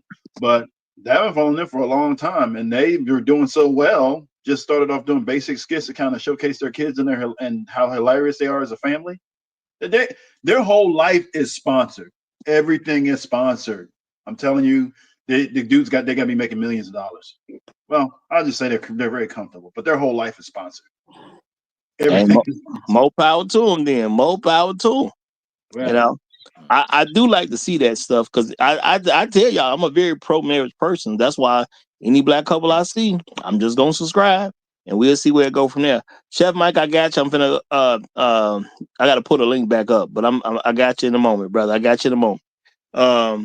Yeah, I'm a very pro marriage person, and I definitely like to see black folks get married and have fun, have a good time. And I do think that the men who are involved in that stuff, they're just doing stuff so they can have fun with their wife, which is understandable as a black man. You want your wife to have fun. If she likes doing little social media stuff, why wouldn't you do it to help her out so she can have her fun? Of course they're gonna do it. I doubt that it's any large number of black men who are being asked by their wife to do social media that they saying no. Because we'll see black men on their social media looking crazy because a woman asks us to do it, And I'm not saying it's a bad thing because we are nice to our women, for the most part. We're very nice to our women. Shout out to Mr. Sugar to you. He just dropped the link for you, Chef. He just dropped the link for you because I was getting ready to end the show, but I got to see what Chef Mike gonna say before we get there. So we might have to have a little extension, a Chef Mike extension. So shout out to Mr. Sugar to you. He just dropped the link for you, Chef. Yeah. And I'm gonna say that it makes me feel good to see black men being supportive of their wives by doing stuff on social media, even if it is them being silly and stuff. It makes no. I'm never gonna have a bad judgment about a guy doing some stuff so his wife can have fun. You know, to me, that's a manly thing to help your wife have fun. It's a very manly thing. You know, so I ain't got no problem with it. It's just unfortunate. I don't think black women are proud enough that I'm gonna catch too many of them. You know, because I'm really trying to think that I have more than 6 black couples on my other channel, but I'm having a hard time, you know, picturing more than 6 of them, even in my mind that I was subscribed to. Now I didn't resubscribe to 2 of those couples already. Yeah, I didn't resubscribe to 2 of those couples already, but yeah, I just don't think it matters to them like that. All right, y'all. So somebody else coming up with Chef Mike. Okay, so boom, here goes Chef Mike, and we got the one, the only Tunnel Runner is also coming up. So shout out to Tunnel Runner. Chef Mike, you got it. We're gonna let Tunnel Runner get in right behind you. Hey, good afternoon, Roger. Good evening, wherever you happen to find yourself on this What a Conversation Wednesday. Hey, look, I hope everybody's doing well. Shout out to everybody on the panel. I really got up to say, you know what? The argument that the video is making and what the comedian is making, and you all have heard me say this, these are baby mama babies issues. Because, you know, hey, look, the great Robin Harris, you know, he identified test tube babies. Something ain't right with y'all. Something, you ain't all together there. You ain't a real person. These are baby mama babies. Your mama was not a wife. So, see, that young lady, I could tell your mama wasn't a wife. Because when have you ever heard your mama talk to your daddy like that? When have you ever heard your grandmama talk to your granddaddy like that? You're a baby mama baby. Shula King, you sound like you was raised by a single mother, because I done heard my mama come home when she done got off of work. Now, y'all got to get up and help me clean this house up. Y'all got to pull y'all weight. Y'all on y'all own. I don't feel like cooking tonight. Yeah. So you sound like you've been raised by a single mother. So I get your perspective. Yeah, you sound like a baby mama baby. This is a baby mama baby issue, because people who come from families, a husband, a wife, a healthy situation, they understand the dynamics. I've never, ever, ever seen my grandmother or heard my grandmother tell my grandfather, you got to get up and help me with this laundry. By the same token, I've never heard my grandfather say, baby, you got to come out here and help me rake this yard up. You got to come out here and help me get in this garden. I ain't never heard that say, because they understood that there are roles that each of them played. And if my grandfather came home from a long day's work and he sat down in his chair, in his house, in his den, and put his feet up, my grandmama brought him some unsweetened tea, a sandwich, and told us we better be quiet. Now, if my granddaddy was outside working and my grandmama was inside doing some stuff and she didn't need to be bothered by us, my grandfather told us, all right, come on, get up. We're going out to cut the grass. We're going out to dig in the yard. Because he knew she needed some rest. See, it was a give and take kind of thing. This nonsense that these baby mama babies got, I have no idea where they get these fairy tales from, but I can tell that they've never seen a real marriage work and have a working relationship. So I chalk all of that argument up to baby mama babies. Because if you look, I can promise you, she was either raised by a single mama, he was raised by a single mama. Because when have you ever heard your father respond to your mama like that if she talked to him out the way? That's because you ain't never heard a real man respond to a real woman and put a real woman in her place. My wife and I were having this conversation this morning because we were looking at the links, and we were actually talking about this morning. And I told my wife, I said, when he said, since when did you become the controller of my bedtime? And she held up that ring. I told my wife, I said, look, now if she can hold up that ring, I can say the same thing because I put a ring on your finger just like you put one on mine. So if you control my bedtime, I control yours. If you can tell me what to do, I can tell you what to do. If you want to be my boss, I can be your boss. We can play this game all day long. If not, know your place and respect the fact that I'm tired and I'm finna lay down. And if you don't get out my face, you're going to have a bigger problem than bothering me while I'm trying to lay down. And I'm going to land my plane right there. He's right, you know. He's right, you know. I It would will say, be Bingo. trouble. I would say Chef Mike. Shout out to Chef Mike for dropping a word, a serious word, and shout out to Afro Merchant. Hashtag baby mama babies, y'all. Lord have mercy, that should stick. I'm just gonna say that, y'all. That definitely should stick. I'm gonna have to start asking some folks. Wait a minute, before we get into this, are you a baby mama baby? Serious business. Question is, you need to ask these ladies, was your mama married to your daddy when you were born, or was your mama a baby mama? Because that's a totally different dynamic. If your mama was a baby mama, then you got a lot of work to do to actually qualify to be a wife. Because one, you don't know because you haven't seen it. Unless you got a grandmama or auntie or godmama, somebody that's done showed you how to be a wife, you know how to be a baby mama. You know how to argue with men. You know how to say men ain't shit. You know all of the rhetoric that baby mamas know. You know all of the arguments that baby mamas know. But you don't know how to be a wife. Chef Mike, by asking that question, you know what it also reveals by them having to answer that? Oh, you just let me know you was born from you was born in ambassadorhood. I appreciate that. Let me know that you your baby mama's baby. Thank you. Yeah. Appreciate it.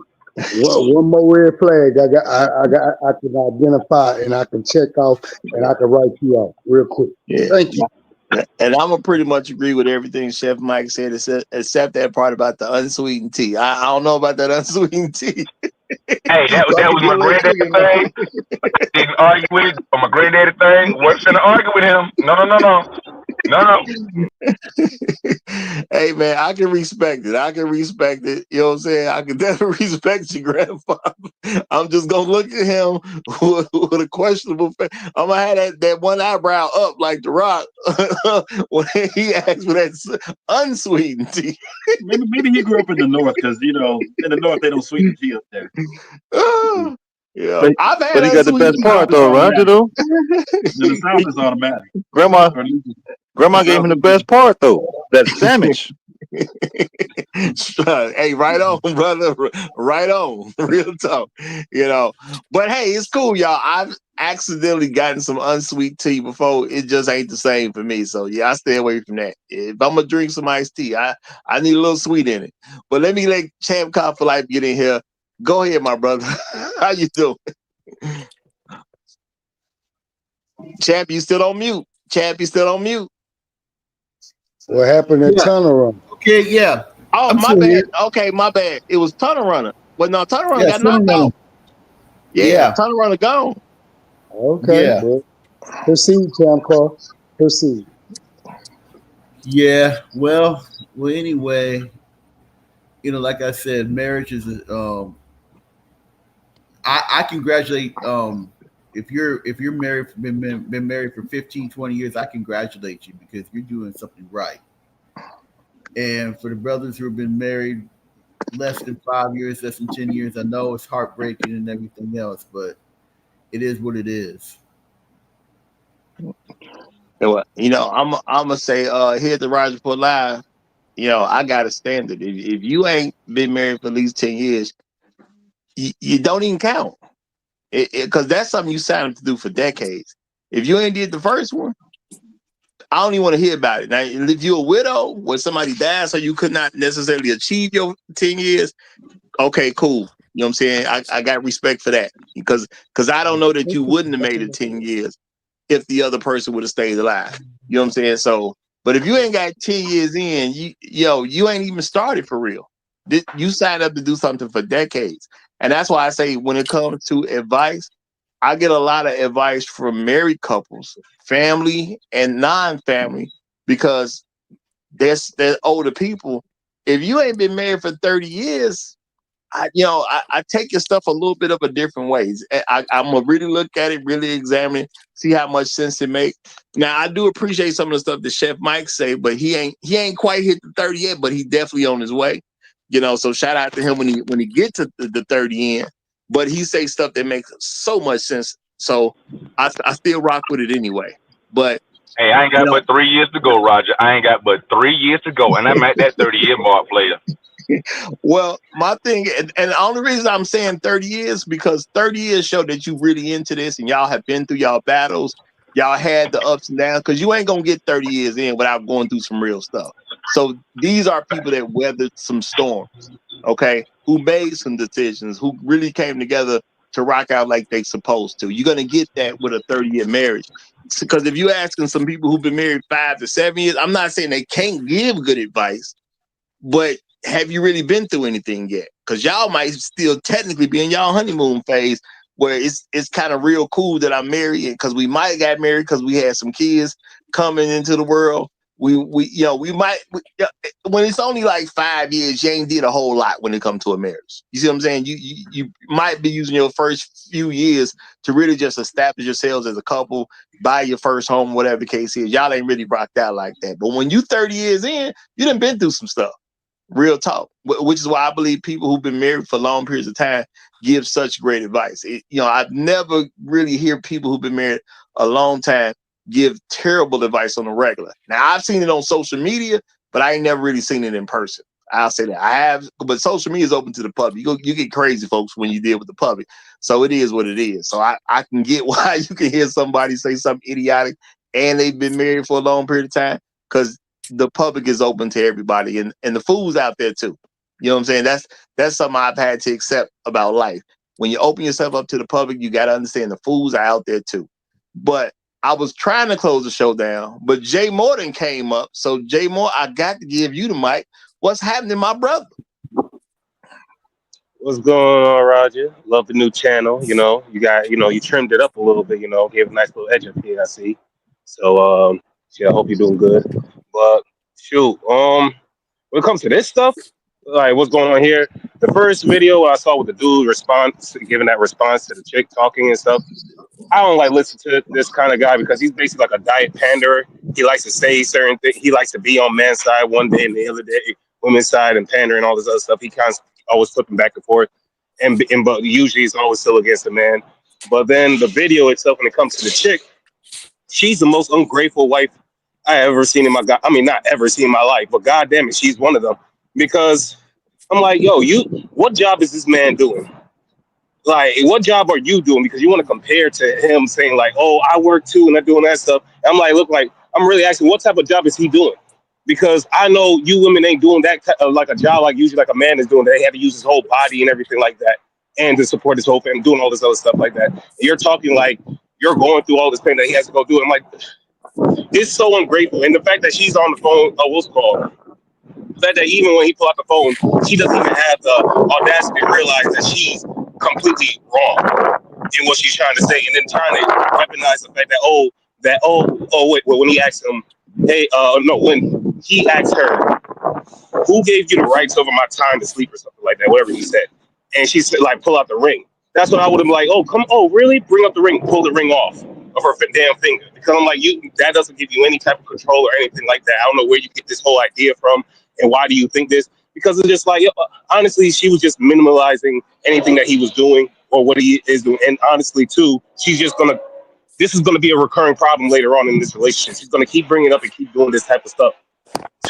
He's in hell. Well, I'm gonna say, let's pray for that brother. If it's that bad, let's pray. Hey, Roger. You see the two little kids next to him. Like, yeah, it's the beginning of hell for him. It's one more point that I want to put in here for real. Okay, so now when I see this woman and I see this woman arguing, and I can reasonably conclude that she's a black woman.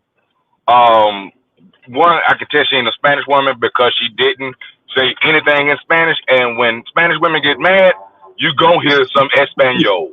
So I can reasonably say she was, just a regular black woman, for real, all right? But now what I also see is I see small children. Okay. I also see the signs of postpartum depression because no one goes out to marry someone to just be insensitive to that someone that they love, have married, have stood up publicly and said, this is my wife, I would die for her, I'm gonna lay my life down. No one marries someone to just be insensitive to them. What I see is postpartum or the signs of postpartum depression from this woman. Because what she's going off on is stuff that you would just normally do around the house. If I've really worked and I'm coming off and I'm sitting down, that's not a problem if you really just got to do the laundry or you fixing a bottle or something. But if you're in the throes of postpartum depression, because those babies look small, then it's going to be ramped up. So I can understand, if it's kind of that context. And I kind of lean towards that because if you know your husband out there working, you got to be a fool to actually take that for granted and not appreciate that. That's what leads me to believe that this may be some signs of postpartum depression because those babies are young. So that's a real possibility. And these are things that when you get married, you have to understand and you have to take the possibility into consideration. I'm not saying that is it, but it is a possibility. That still does not give her the right to talk to him like that, but it would change his answer. It would change the way he answered if it is in case the fact that she's, in the throes of postpartum depression. And if he didn't answer, like she was in postpartum, it's because he hadn't probably seen that, hadn't seen it acted out, hadn't seen his father react with his mama when his mama had just had the baby, just went back to work, and things were trying to get back in balance with strength, with the physical strength, with hormones and all of that good stuff. So I'm really trying to give her the benefit of the doubt when it comes to this particular argument that she's making. I really am trying to just trash somebody's marriage. I really want to give her the benefit of the doubt and say that she's not that insensitive. But Chef, you got to look at it like this, though. It seems like to me, that she doesn't like the fact that he might do it when he wants to do it. She wants him to do it when she wants him to do it. That's what her real issue is. You don't got the right to sleep without my permission. That's what she was saying that entire time. It was more like she's trying to get control over it. I'm not giving her that benefit of the doubt because all these chicks that use this whole whatever the stuff that happened after birth stuff as an excuse to be an asshole. And I'm like, no, and the whole family let it slide and all this other stuff. I'm like, nah, you gonna suffer. You opened your legs. You know what's gonna happen. I'm not gonna suffer through all this damn stuff because you want to open your legs too. You know the consequences of this. I'm not going through your emotional tirade because you want to be broke because you're broken. I don't care. I don't care.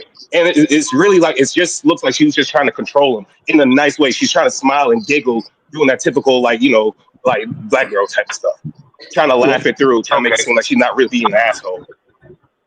Let me ask you this. Are you married? And this is not. And please, this is not a dig. Oh no, I'm not taking it. I'm not taking it. No, I'm not taking it. No, I'm not. Yeah. Okay. No, I'm speaking as a single man with no kids too. So. Mm-hmm. I totally understand your perspective, Roger. And just like my grandfather would tell me, my father would tell me, it's some things that you're not going to understand until you experience it. And I understand your perspective, and you are perfectly fine to have that perspective as a single man with no children. But your perspective will change once you publicly declare you will lay your life down on the line for this particular woman. You're not going to talk to her like that. Because if you have to talk to your wife like that, why in the world did you marry her? You couldn't find nothing better? That's what I mean, brother. But there's a lot of men hoping that their wives are something that they ain't. Hold fast, y'all, because I see y'all trying to keep me on air all day today. That's what y'all trying to do. Everybody coming super late, and then the new cat. No, it's all good, but I definitely plan to be out once 3 hours was over with. But I got to get Tunner in who ain't had a chance to say something, and then the Emperor's back. I think he was here early. Yeah, he was here early, but the Emperor's back. So what I'm gonna do is I'm gonna get a flow to Tunnel Runner. You know what I'm saying? Who's one of our stars? Because Tunnel Runner living good. That's all I'm gonna say. You say whatever you want to say about Tunnel Runner, but Tunnel Runner living good. So shout out to Tunnel Runner. I got to let this man get the flow. I'm gonna end the show very soon. It's definitely within the next 5 to 10 minutes. But I want this man to get his perspective on what he want to say, because I think everybody should be listening to Tunnel Runner, who's a bona fide, certified star at the end of the day, y'all. He done been to places a lot of black men ain't never been to and may never get to. But Tunnel Runner, the man. So, Tunnel Runner, you got the flow, my brother. You got the flow. Well, my wife came into the door cooking and cleaning. When we were boyfriend girlfriend, she came in and decided to cook and clean for me. So she was well trained by her father and her mother, especially her father. So I mean, that's something to look for.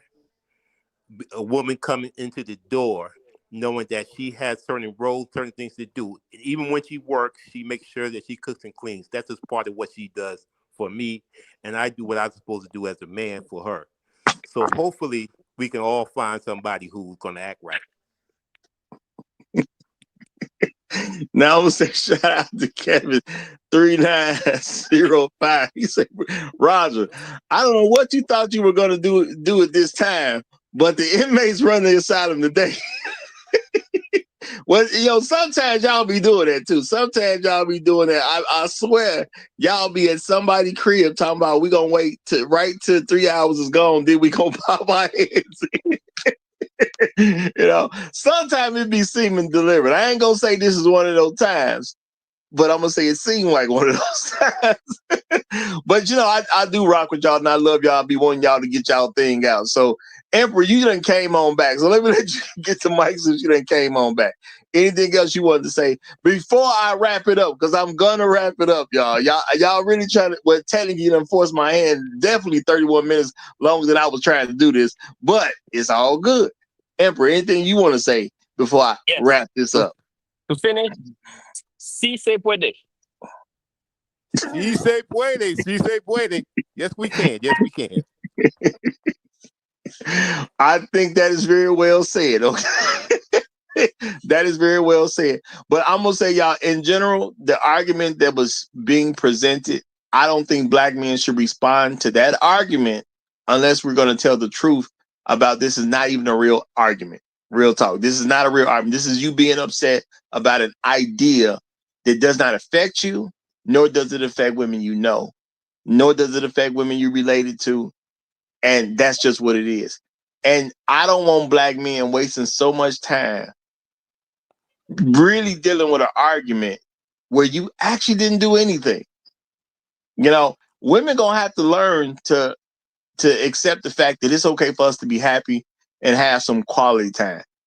I understand they do want to hit us from an emotional standpoint, and a lot of women have not been trained to positively be around black men. So they do a lot of stuff to negatively be around black men. But as black men, y'all, we're going to have to start requiring positivity. I don't want to argue with you for 12 hours. How about we just love each other instead? If I allow you to be in my space, if I allow you to be in my circle, how about you just treat me nicely? It's a lot. I would treat you so much more and actually voluntarily give you so much more attention if you was just nice to me. I do not respond the same way that I guess some men want to respond when a woman's negative toward me. And I think black men need to start telling that to black women. You be mean to me, I'm not going to respond positively to you. I'm just not. Because I don't want to live in a world where I'm going to encourage the person I'm supposedly love or have some type of interest in to even be in a relationship with. I'm not going to encourage her to continue to be negative to me. And unfortunately, y'all, we may not be paying attention, but that's what we do because we're rewarding women who are being negative to us. Once you start being negative toward me, I started treating you a lot more poor than I was beforehand. And I know some people say that's bad. I don't believe it. I believe you do good things, you incentivize a behavior. When you do bad things, you make people change their mind about their behavior. So when you treat me poorly, my treatment is not going to be as good to you. I didn't say I'm going to be a horrible person, but I'm definitely not going to respond positively to you treating me negatively. That ain't going to work for me. So I didn't say what I said. This is going to be the end. Of course, we can talk backstage, fellas. I definitely appreciate everybody coming up who dropping their word on it. I'm going to say I especially appreciate the married men who dropped what y'all had to say on this subject. And let me close the show because they bringing up Truth Teller name right now. I respect him too much to close it out if he show up, but y'all, it's like y'all trying to Beetlejuice me. Call Truth Teller 3 times so he'll appear. So let me get on up out of here. You rang. Y'all have a good rest of y'all day. If you new to the channel, subscribe. If you was on the old channel, now you at the new channel, make sure you subscribe to this channel. And y'all, we'll be going over Sadiq Ali on the review portion later, y'all. Later tonight, I'm gonna drop a video where we're gonna go over what's his name? Ali Sadiq. Ali Sadiq. Yeah, Ali Sadiq. He just dropped a new special. He just dropped a new special called My Two Sons. We're gonna review that and throw that out later tonight, y'all. I kid y'all not. I see the identifier as somebody new is coming up. I'm almost afraid to touch it and see that it's Truth Teller. Let's go. Wrap it up. Let's go. Wrap it up. Wrap it up. They had 3 hours to come on here. They didn't. Oh well. They can come behind the stage. Let's go. Absolutely, y'all. Well, it was J-Do. It was J-Do. J-Do, is there anything you want to say before we close it out? What up, son? This is Truth Teller. No, yeah, I'm good, bro. I'm good. That's funny right there. That's funny right there. All right, y'all have a good rest of y'all day. Long live the habitual line steppers. I'm Roger, I'm Ronnie, and I'm out.